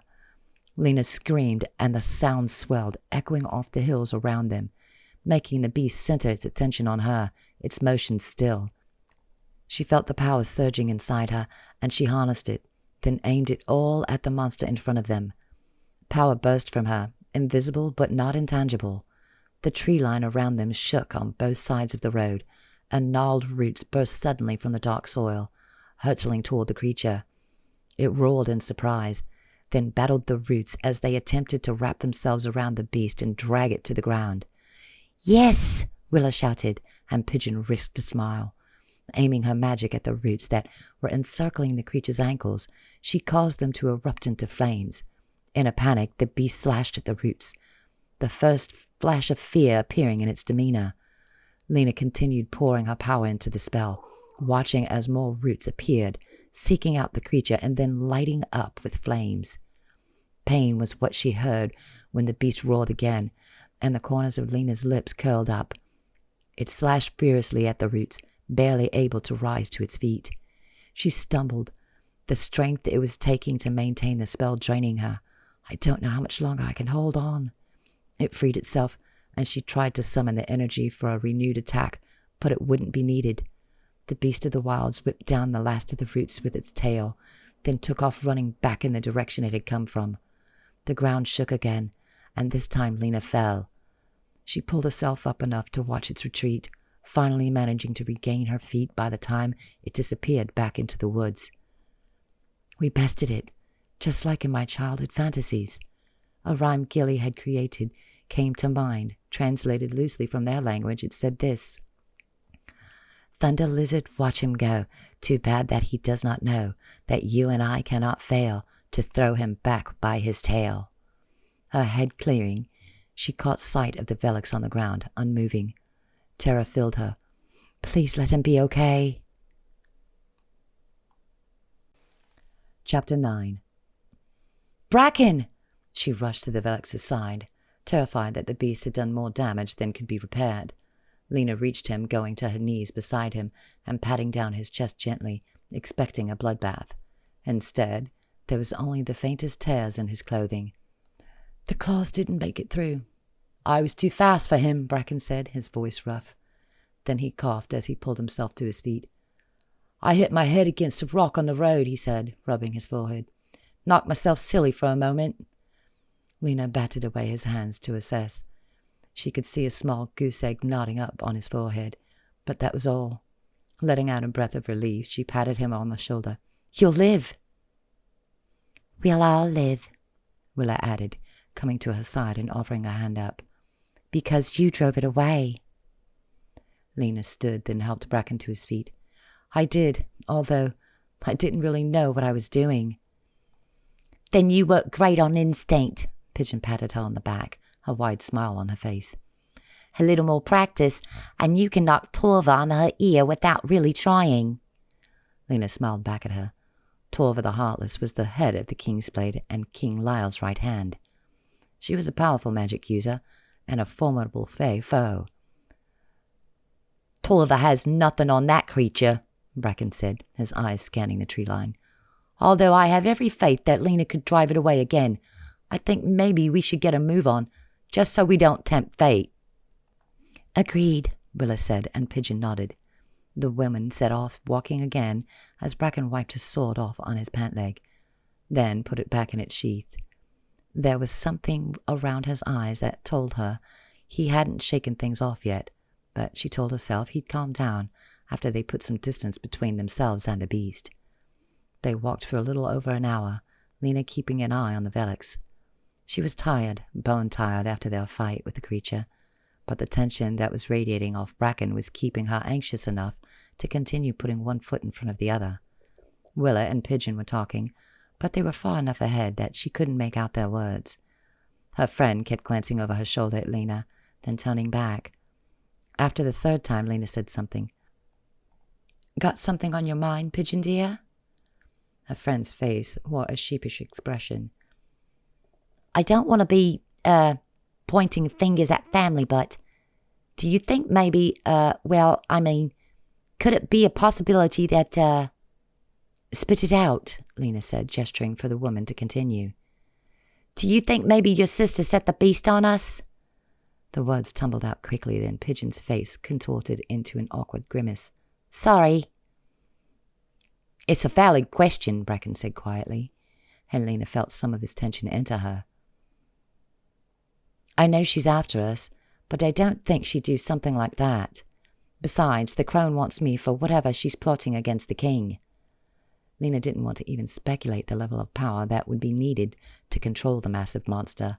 If Gilly is that strong, I'm not sure anyone stands a chance against her. Silence fell again, and they walked for several minutes without speaking. Coming around a curve in the road, Lina saw Braken wince, then quickly blank his face. He's hiding something, she thought, wondering what it could be. The answer flashed into her mind. He's hurt worse than he's letting on. Ahead of them, the road widened, and large boulders were stationed near it in the grass on either side. How about we rest for a minute there? She suggested. Lina sat on the first boulder she came to, her eyes following Braken, who settled on a flat rock across the road from her. While Willa and Pigeon pulled out the napkin-wrapped food they'd packed before leaving the inn this morning, Lina marched across the road to confront Braken. That's it, she said, coming to a stop in front of him. Stand up. He looked up at her, confused, so she grabbed his arms and yanked him. He obliged, coming to his feet, and she began looking him over, searching for hidden wounds. What are you doing? He asked mildly, his expression letting her know that he thought she'd temporarily lost her mind. You're acting weird. I know you're hiding something. So, where are you hurt? She tried to lift his shirt, but he grabbed her hands, holding them against his chest. I'm not hurt, he reassured her. She peered into his eyes, then frowned when she saw the emotion in them. Then what's going on? You're as stiff as a statue. Tell me what's bothering you, or I won't take another step down this road."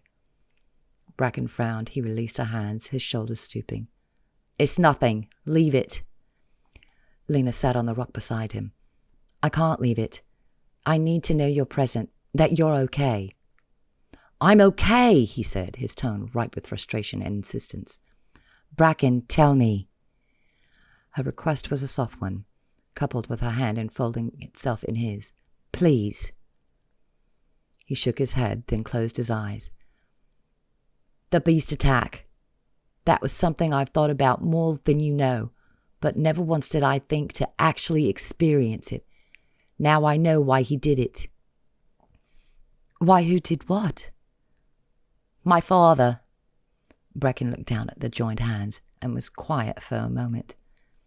"He was a commander in the Fae military, with his own crack unit. One day they were sent north to investigate disappearances along a stretch of road there. Turns out a beast had been picking off travelers. When it came for my father and his men, Commander Weiss turned tail and ran, abandoning his men to die. No trace was ever found of them." Lina let out a ragged breath. Pieces began falling into place, and she realized she'd missed the clue. The way people had talked to Braken. The way he'd never been promoted above velox. The anger he felt at being branded a deserter. "There was a trial, and my father was tossed out of the military, stripped of his rank and any prestige he'd earned attaining it. We became pariahs in this area, living under the shadow of my father's shame. He took to drinking, consumed by bitterness, and although everyone in the capital constantly reminded us of what had happened, he'd never talk about it. The coward Commander Weiss finally smuggled himself off-world, leaving my mother in the middle of the night. I followed him. Through that same bolt hole in the city wall we escaped through. When he reached the other side, I chased after him, asking him how he could do this to his family." Lina gripped his hand as Braken lowered his head. "He said he was doing it for us." His face took on a pained expression. "He didn't ask me to come with him, and I never asked to go." She couldn't imagine what it must have been like to watch her disgraced father walk away, leaving his family behind to escape his legacy. "You're not like him," she whispered. "You've proven that." "Have I?" he said with a rough laugh. "When I saw that thing, I understood. It struck fear into me like nothing else ever had, and for a moment all I could think about was running away." "But you didn't." She squeezed his hand, her tone filled with intensity. "You didn't. You stayed and you fought valiantly, and at great personal risk." He looked at her, his expression fraught. She could see in his eyes that he wanted to believe her words. Lina's heart ached for him. In that moment, all that mattered was that Braken understood that she knew what he was. A hero. She leaned in and pressed her lips against his before she lost the nerve.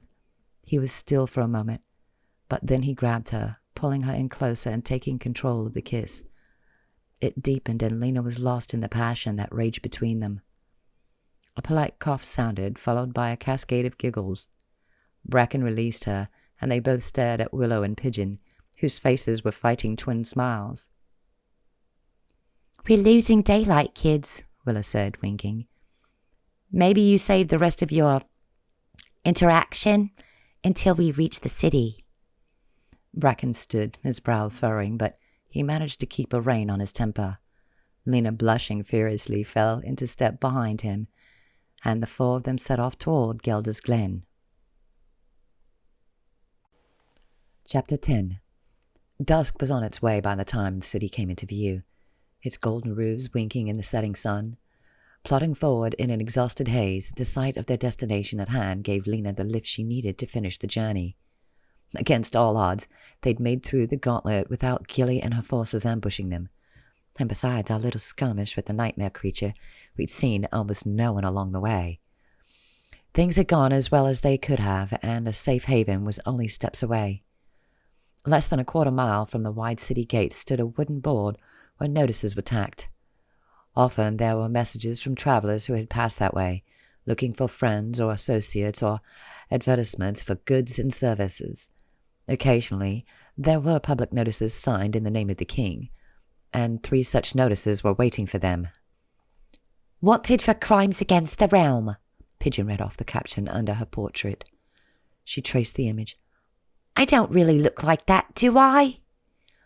Braken pushed forward, taking in identical wanted posters with his and Lina's images. Crow feathers, he muttered, his face tight. Every Fae in the city is going to know our faces. Lina could feel the safety she longed for slipping away. Looking at her hands, she could see the hope slipping from their eyes as well. Defeat dogged their steps, and it made continuing on more difficult every step of the way. Come on, Willa said, shooing them away from the board. Over there. The wildling pointed at a fruit stand on the other side of the road that was closed for the day. She led them beside it, huddling up to speak softly but rapidly. We need disguises if we're going to enter those gates. We don't come all this way to give up now. So come on, what can we do? Lina could feel her spirits rallying at the dark-haired woman's words. She's right. Looking down at her simple top and leather breeches, she began to twist her long hair up into a tight knot at the back of her head. Then she started walking toward the fence of the farm behind them. Where are you going? Braken asked, confused. To roll in the mud, she replied, then found a soft patch of soil. Dropping to her knees, she picked up clumps of wet dirt and began smearing it into her clothing. A couple of streaks across her face completed the look. She stood and returned to her friends, her arms wide. I'm a farmer, she announced more confidently than she felt. Pigeon looked her over, scoffing at her insinuation. I resent that remark. Farm folk are actually very clean. Willow was patting the lower half of Pigeon's face with dirt taken from the road. Without looking up, she told Lina she'd seen her hat sitting on the fruit stand counter. To disguise your unique features. Then she turned her attention back to Pigeon, working the dirt into a rough approximation of stubble. There. We can't do anything about your fancy robes, but at least they'll think you're a male cadet. As long as these braids stay out of my sight, Pigeon agreed, tucking them into her cloak and pulling up the hood. Having already given his coat to Willa, Braken stripped off his starched military-issue top, exposing a thin white undershirt. He tucked his shirt in his pack, then unbraided his hair and let it drape around his face, hiding some of his features, including his perfectly pointed ears. Let's hope the residents of Gilda's Glen have been struck blind since the last time we came through here, he muttered, and they started back toward the road and to the gate before them. Lina held her breath as they walked through the arched gateway, the city sprawling out before them as bustling as ever. Fingers suddenly clutched her arm, and she looked down to see a wide-eyed Willa grabbing at her arm. There's too many. Too many of what? Too many of everything. Too many people, too many buildings, too many walls. She looked around, face pale, eyes goggling. Too few trees. You're all right, Lina said, patting her to calm her down. These Fae are pretty much the same as wildlings. Sure, there are few important differences, but generally we all do the same thing. Pursue our interests, spend time with friends and family, talk, laugh. Her eyes flitted to Braken. Love? Taking a deep breath, the dark-eyed wildling nodded. Lina allowed her to continue clutching her arm, in part because she wasn't sure she could pry her off. Pigeon let out a sneeze, quickly covering her mouth, then pulled her hand away, covered in dirt. Oh, drat! She leaned over to Braken. Did I smear my beard? These disguises won't get us far, Braken said, ignoring her question to point out a wall that was littered with their wanted posters. We should go to the market, find new disguises before someone recognizes us. Lina wanted to find the nearest inn and hide, but she knew that Braken was right. If they didn't find better ways to alter their appearance, they'd be spotted. Pigeon wrung her hands as they proceeded slowly down a narrow street lined with storefronts. She looked into a window displaying bows. Considering a detour, she kept walking when she saw 2 light blue jackets similar to the ones Willow was wearing inside. Turning back, she saw 2 black-clad Kingsblade cross the street and shuddered. Maybe getting recognized wouldn't be the worst thing. We're trying to get a message to the king, right? What if we let ourselves be captured? It would earn us a free ride back to Exaria. Considering her words, Lina could see her point. Would it be so bad to turn themselves in? Her sister would likely think twice about ambushing them if they were surrounded by Fae military and Kingsblade. I don't relish being taken captive by wildlings or by our own kind. We may end up at the king's feet, but the journey there will be vastly different if they're the ones in charge. His voice became rough. I've seen how they treat traitors. It isn't pretty. We're exiles from both societies, Lina told herself. To save them both, they could be a part of neither. It was a powerful realization, one that knotted her stomach. The street dead-ended in a square that was filled with familiar tents and carts.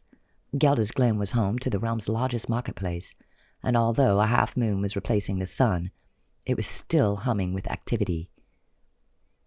Everyone stick together, Braken told them, then pointed to the center of the square where a large fountain could be seen above the tents.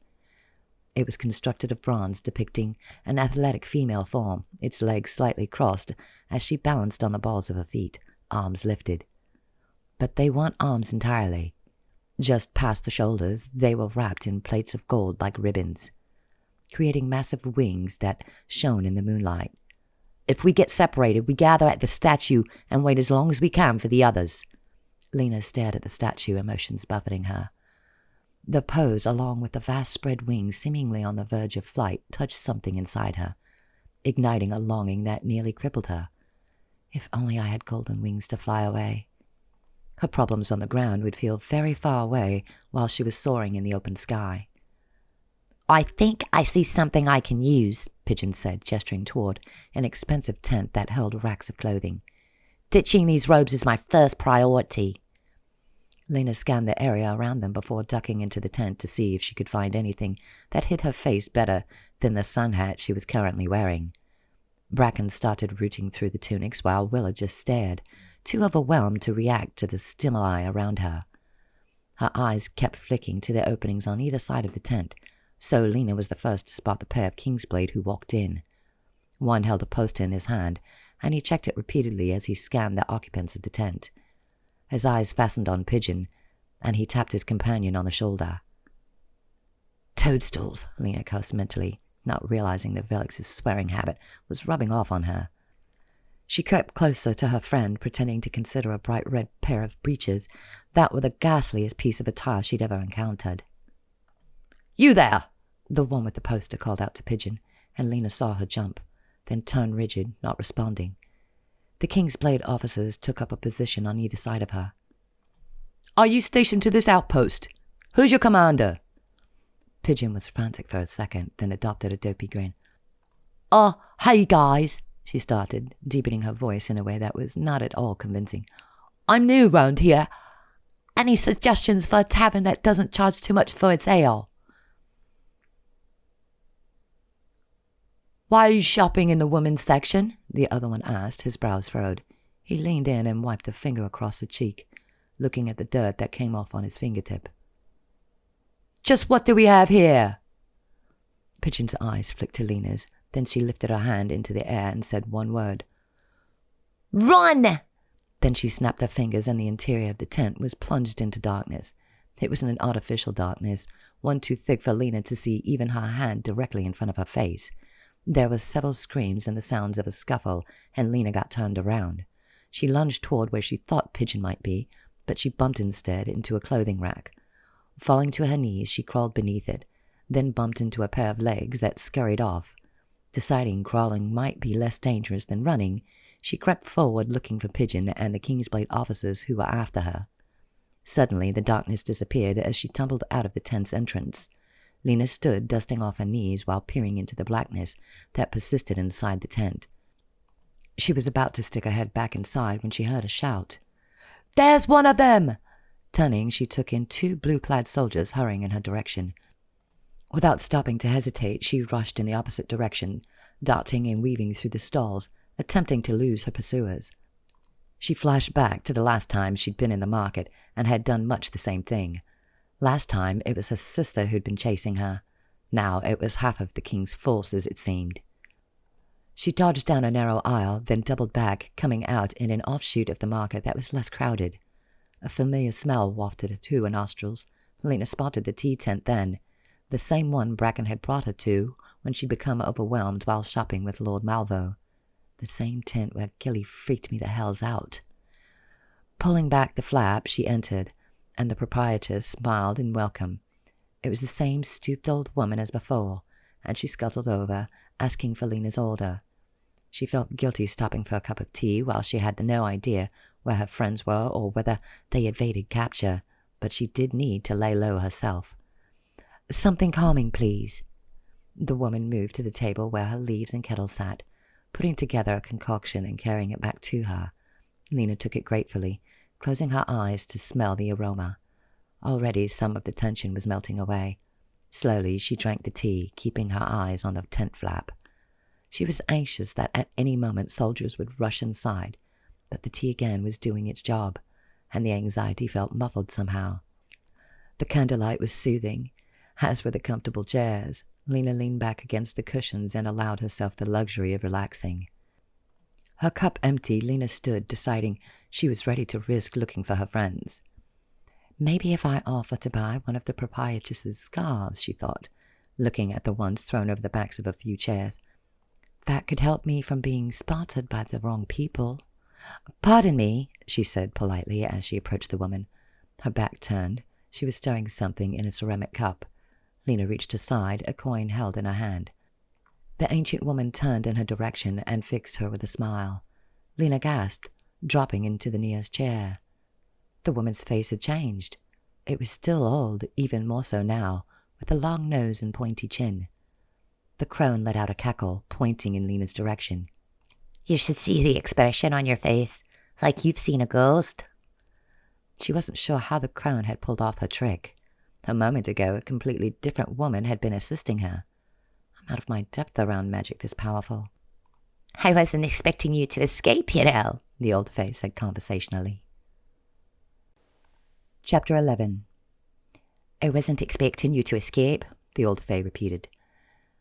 "I guess I can still be surprised from time to time." She let go of the spoon and turned to face Lina. "It's time to come with me, to be the weapon I need you to be." Lina ignored her command, asking a question instead. "What happened in Ixaria? Did you find the Eater of Worlds?" The crone scoffed. "All I found was a kingdom ripe for the plucking." Her face turned dark. "I don't appreciate having my time wasted." Lina shook her head. "I wasn't wasting your time. Everything I told you is true. You saw it yourself when you touched me."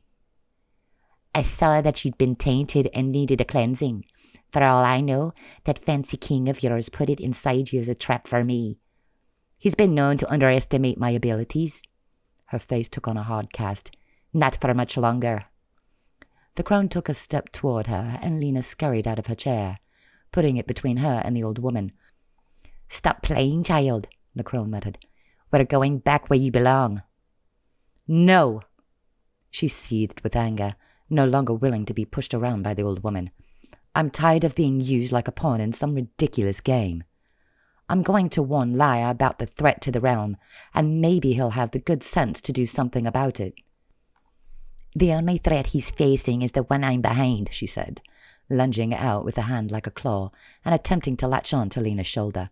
"And you, child, will be what I want you to be. Pawn, weapon, traitor." Her eyes burned into Lina's. "Make no mistake. I will sacrifice everyone and everything to take back what belongs to me." Fear washed over Lina, making her shudder. This woman could destroy me and not shed a tear. Her clawed hand was inches away, and Lina was frozen in dread, knowing she couldn't compete with the raw power the crone possessed. A sudden wind blew through the tent, and the crone started, her eyes wide. The wind picked up, driving her back, and the old woman sputtered. "Who is with you?" she hissed at Lina. "I know you don't have the strength." Lina just blinked up at her.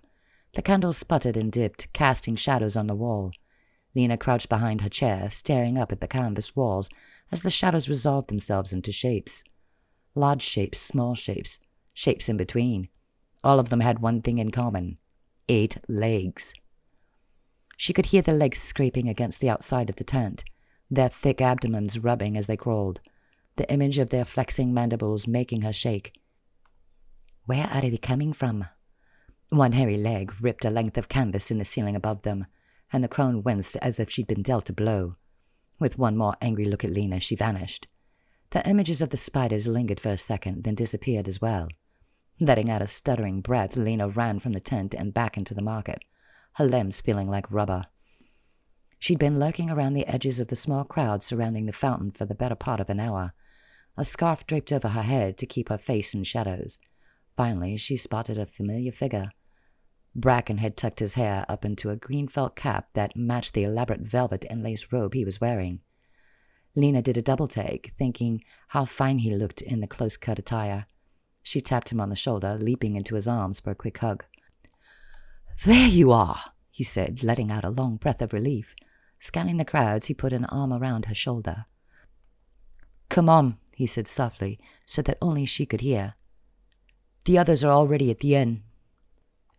Pigeon and Willow were waiting for them in the expansive room comprising the attic of the 3-story inn Braken had located. The sloped ceiling and its exposed wooden rafters made it so Braken had to stoop slightly when he was standing anywhere but the center aisle, which lay between the 8 beds that ran the length of the room, 4 on each side. "I found her!" Both Willow and Pigeon looked up, and Lina realized they were both wearing different clothing. Pigeon had shed her cadet robes and was wearing a plain brown dress with a crisp white apron over it. A white cotton cap over her head covered her hair, and a pair of small square glasses sat on her nose. Willow, on the other hand, had traded her homespun wear for a fine embroidered dress of red silk that was at once both form-fitting and regal. Her dark waves had been combed into elaborate swirls, pinned up in places with platinum combs. Lina would have expected the woman to look out of place in a garment like the red dress. Instead, it seemed to fit her better than her own wildling attire. Lina was a little unsettled by the transition, but put it out of her mind as Pigeon scooped her up into a hug. "Oh, thank goodness," she said, throwing her arms around her. "I thought they might have gotten you in the clothing tent. I had to lift one of the walls and shimmy under it to get out." "We did manage to collect an assortment of things that might see us through the city and out the other side," Willow piped up, indicating the pile of clothing and accessories on one of the beds. "Although I almost ended up having to fight my way out of the marketplace. Everyone was insisting I give them something called coin, and didn't want to part with anything without it." Pigeon looked at her like she'd grown another head.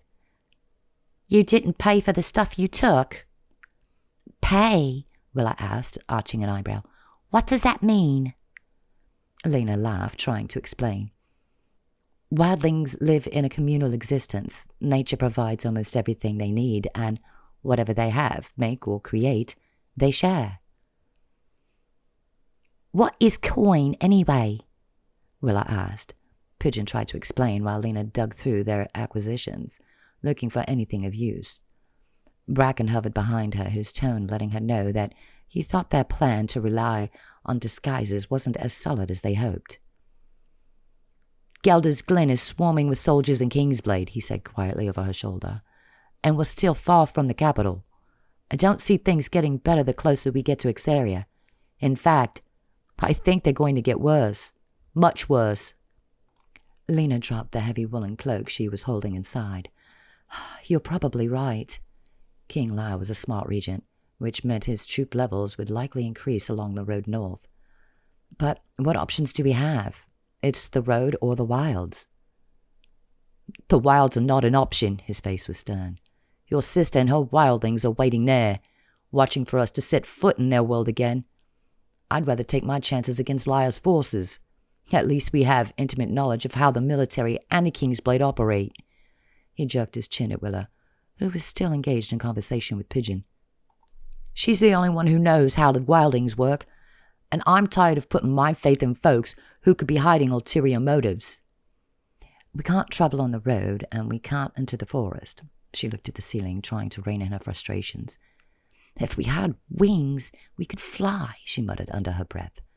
Braken scoffed. "Fae with wings are a myth, an off-world or misconception meant to make us seem cute and innocent, like seductive angels with air in our beautiful heads." Lina ignored his little history lesson. "Since we're out of options, the disguises are all we've got." Defeat welled up inside her. She remembered the game she'd played with Gilly all those years ago, when they'd swapped eye colors to fool unsuspecting wildling villagers. I can't even remember how to do something as simple as changing my eye color. Her magic had lain dormant for so long after the crone blanked her memory of it, it was almost impossible to summon and control it. It was a muscle that hadn't been exercised in ages, and flexing it took almost everything out of her. I've got supposed untold power inside me, and I can't do something simple like that, let alone glamour all of us properly to completely change our appearances.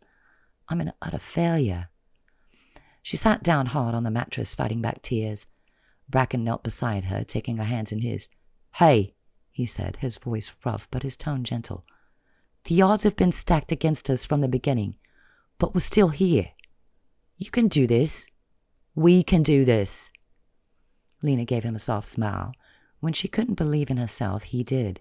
Warmth flooded her, and she wanted badly to kiss him in that moment. "There's another issue we need to discuss," she said, lifting her voice to attract the attention of their companions. "Even if we somehow manage to make it before the king to plead our case, how are we going to make him believe us?" The room was quiet, the question hanging between them. All eyes were on Lina, and hers were on the floor. "If there was some way to expose Vel, to let the king see what I see, if Lia could understand the threat against him, then maybe the king would believe them. Vel is marrying into one of the most powerful Fae families. There are nobles whose judgment King Lia has trusted for millennia. It's difficult to see the king going against them, especially in favor of a ragtag bunch of traitors. Not to mention we have no way of making this Vel person show off his evil side, when he's so clearly hoodwinked the Lady Lynetta and her father." Pigeon frowned, her shoulders slumping. Lynetta straightened. "I'm not entirely sure Lynetta is hoodwinked. There was something off about our exchange." She thought back to their conversation in the Chimera sitting room, a conversation Vel had dominated. Lynetta, for her part, had been the picture of an adoring fiancé, but there were cracks around the edges. The way Lynetta had cut off her words and closed off her face when Vel had entered. The simplified story they told about their meeting and search for Lina off-world. How could a monster like that hide himself so successfully that the woman he's marrying has no clue as to what he is? Willa looked out the window where night had settled over the city, the golden domes no longer blazing with reflected sunlight. People believe what they want to believe. Perhaps this Lynetta person wanted to fall in love, and he provided a convenient object of affection. If I could just get her alone and talk to her away from him, then I could be sure. But it's impossible as convincing the crone to heed my warnings. Lina bent forward and gripped her forehead. They were blocked in every direction, and inside her skull, things were becoming claustrophobic. "Maybe there's a way you can talk to her," Willa said, turning away from the window and moving closer to Lina. Braken let out a humorless laugh. "Sure, you can carry a conversation with Lady Chimera, who is leagues away." Willa shrugged. "I'm not sure whether there are other magical means to communicate over long distances, but there's at least one. You could dream walk." When she was met with blank stares, she continued, her tone incredulous. "You guys don't know about dream walking? It's an ancient tradition among wildling Fae.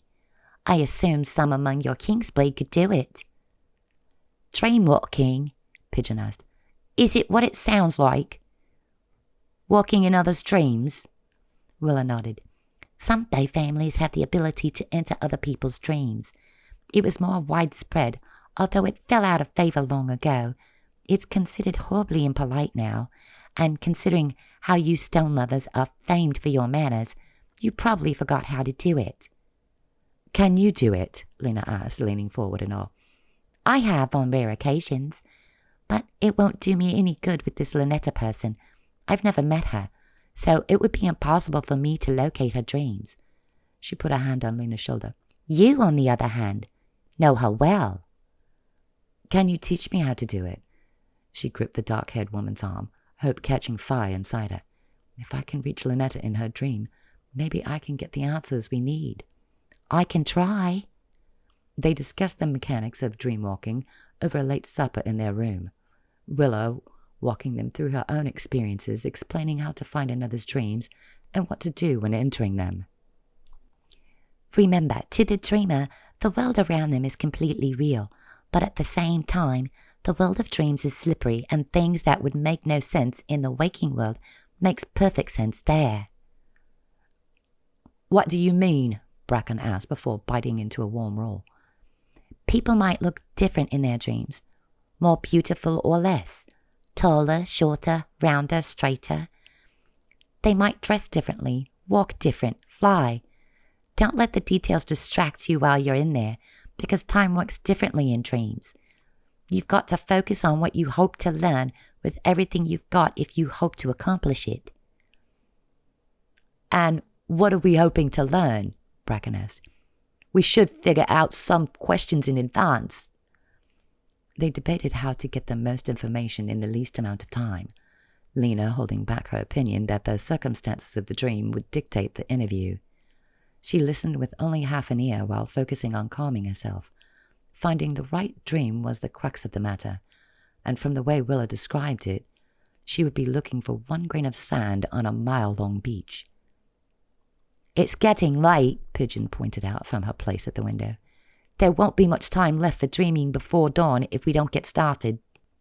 I'm too nervous to sleep, Lina fretted, her pitch high and uneven. I feel like we've barely scratched the surface, and now I'm being tossed in without a safety net. You'll be fine, Willa soothed her. Just don't die in the dream, because if you die in the dream, Pigeon gasped, her hands covering her cheeks.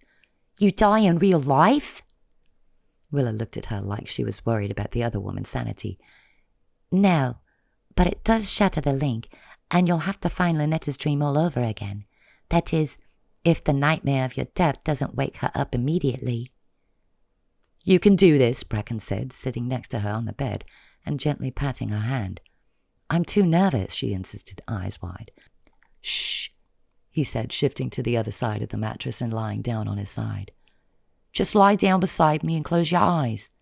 Lina did what he said, her nerve endings more awake than ever now that she was pressed up against the velox in a bed that wasn't made for two. Pigeon, go keep watch in the hall. I saw a comfortable-looking bench out there, and we don't want to be interrupted by mistake. When the door had closed behind their companion, Willa moved a chair next to the bed. I'm going to help you relax. She walked around the room, blowing out the lamps and candles until only the one next to the bed remained lit. Willa sat beside the bed, folding her legs over one another and resting her arms on her thighs, wrists tilted up, fingers gently cupped. Close your eyes and breathe deep. Lina did as instructed, listening to her voice as the wildling led her on a gentle journey. You're in a field of flowers, the warm sun on your shoulders. Around you, the soft hum of insects is the only sound.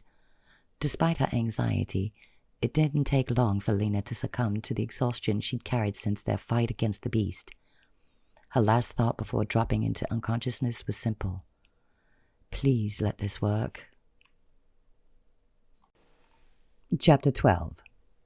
They weren't like grains of sand, it turned out. Instead, the dreams reminded her of fireflies fluttering in twilight, winking brightly across the summer meadow. And that was not the only difference she noticed immediately. I have wings! They were delicate like wisps of the finest lace traced with gold thread. In that way, they reminded her of the wings on the statue. Lina wondered what it would be like to use the wings, and suddenly she was, floating in the twilight-colored sky of rich, dark purples, blues, and hints of pink. Having never flown before, she had a little trouble navigating, which led to her getting drawn into the nearest twinkling light by accident.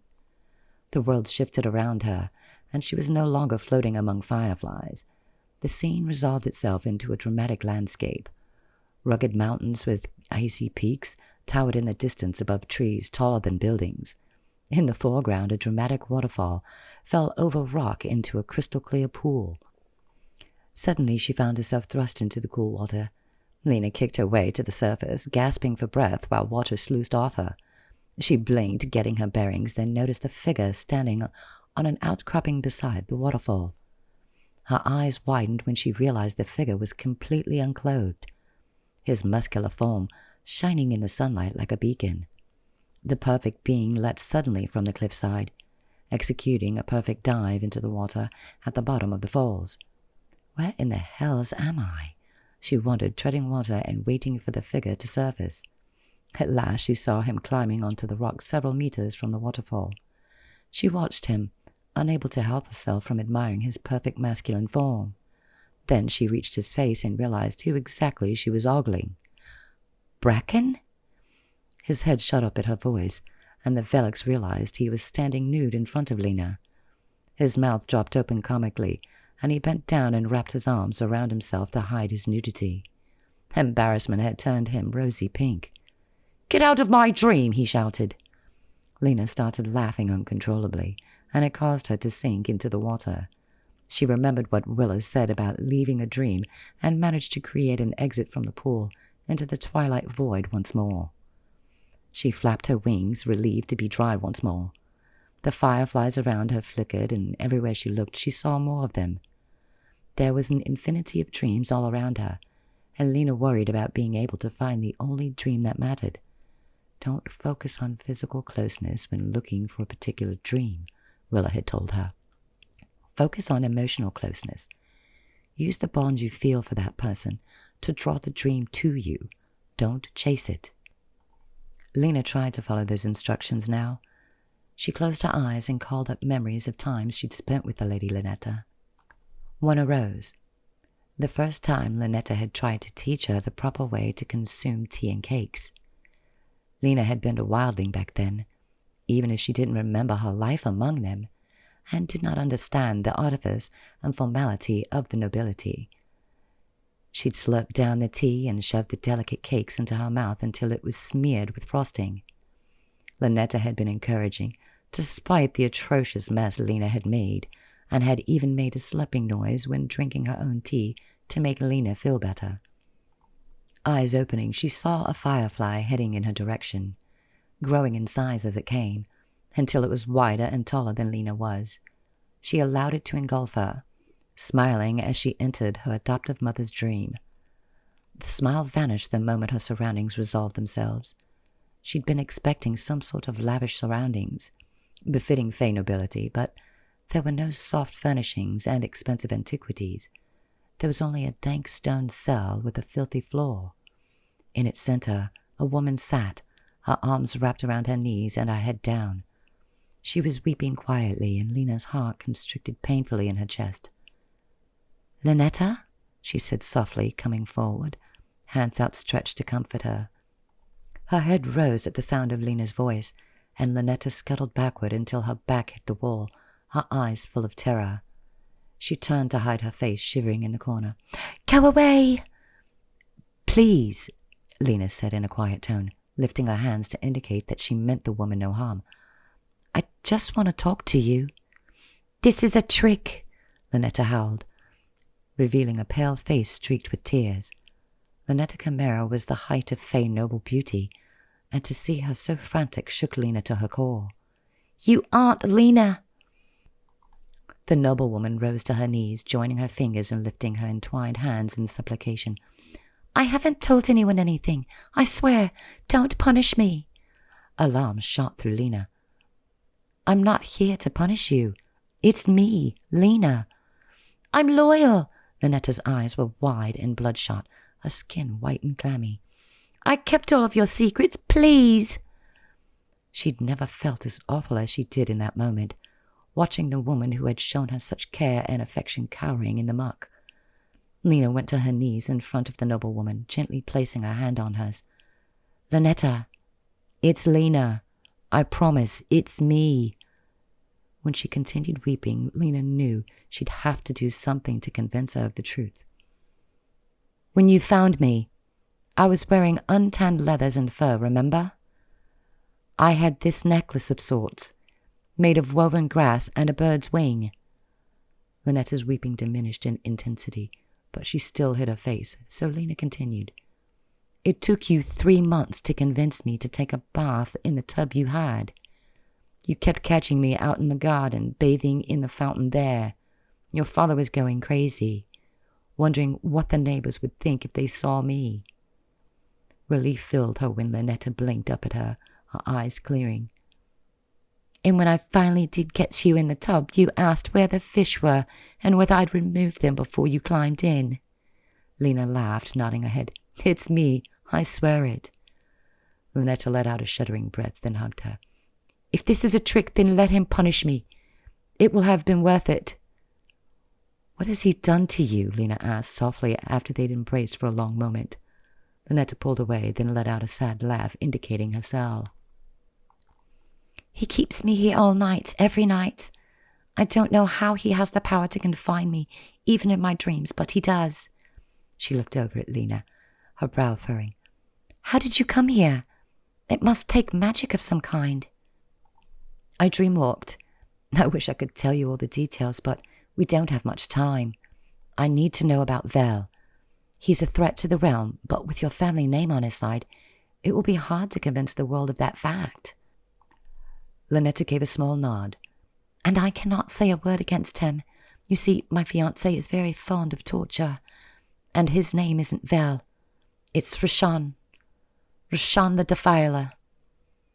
Rashan the Defiler. It had a nasty ring to it, but no nastier than Eater of Worlds. "How did you meet him?" "He showed up at my estate to the south the night we were to go to the ball." Her face was weary as she told Lina the story. "I entered the sitting room, and there he was, handsome and well-dressed. When I asked him how he'd gotten there, he announced that he'd come to claim me. He'd heard of my unnatural beauty, as he called it, well off-world, and he'd come to take me as his bride." Lynetta let out a humorless laugh. "I told him I was not accepting suitors. That's when he wrapped me in the air, plugging my mouth so I couldn't breathe. I felt like I was being squeezed to death by an invisible snake. He told me that I could either marry him or he would take away everything and everyone I loved." Tears fell down her soft cheeks. "I knew you were upstairs getting ready for the ball, and I couldn't risk losing you, so when he removed the gag of air, I told him I'd go with him, but only if he spared you. Before he could answer, the door to the sitting room opened, and there you were." Lynetta's voice broke as she continued. "He flicked his wrist in your direction, and you fell to the carpet. I thought you were dead." Lina held her while sobs racked her delicate frame. "He said he would honor our deal, that he would blank your memories to make it easier on you and would leave you far from the estate to make your own way. I figured it was safer than you coming after me, but I insisted he take me along when he moved you to make certain he wasn't double-crossing me. He transported us to a wooded area beside a stream. I made sure you were still breathing before I would let him take me back to the estate, and while I was checking, I managed to slip my ring on your finger and leave my purse beside you so you could start a new life." Lynetta clutched her. "It was the hardest thing I ever had to do. Please forgive me." "There's nothing to forgive," Lina assured her. "You did what you had to in order to stay alive and to keep me alive too. That's more than anyone could ask. A mother's love from a woman who wasn't even my mother. This is what a blessing looks like." She wiped her eyes and got a hold of her breathing before continuing. "Rashan took me off-world to create our cover story, and to reward me for my compliance, or because I was a horrible actress or could show nothing but disgust in my face when I looked at him. He ensorcelled me. Now, whenever I look at him or hear his voice, I simper, so in love with the repellent creature." That explained her state when Lina had found her in Ixaria. "I'm not going to let him claim you," Lina said, her voice hard. "It's already been done," Lynetta said in a whisper. "Don't let it be in vain. Stay away from him." "He's got designs on the realm," Lina said. "He wants more than a Fae bride. He wants to consume us all." Lynetta shook her head. "No. He said that if I did what he wanted—" "He lied." Lina squeezed her hands. "We have to defeat the sorcerer, or the realm dies. That's why you have to tell me everything you know about." The world around her started to crack. "No," Lina said, shaking her head frantically. "Not now." The dream suddenly shattered and Lina's eyes flew open. "Wake up," Willa said, her face strained with Pigeon behind her looking frantic. "They've got us surrounded."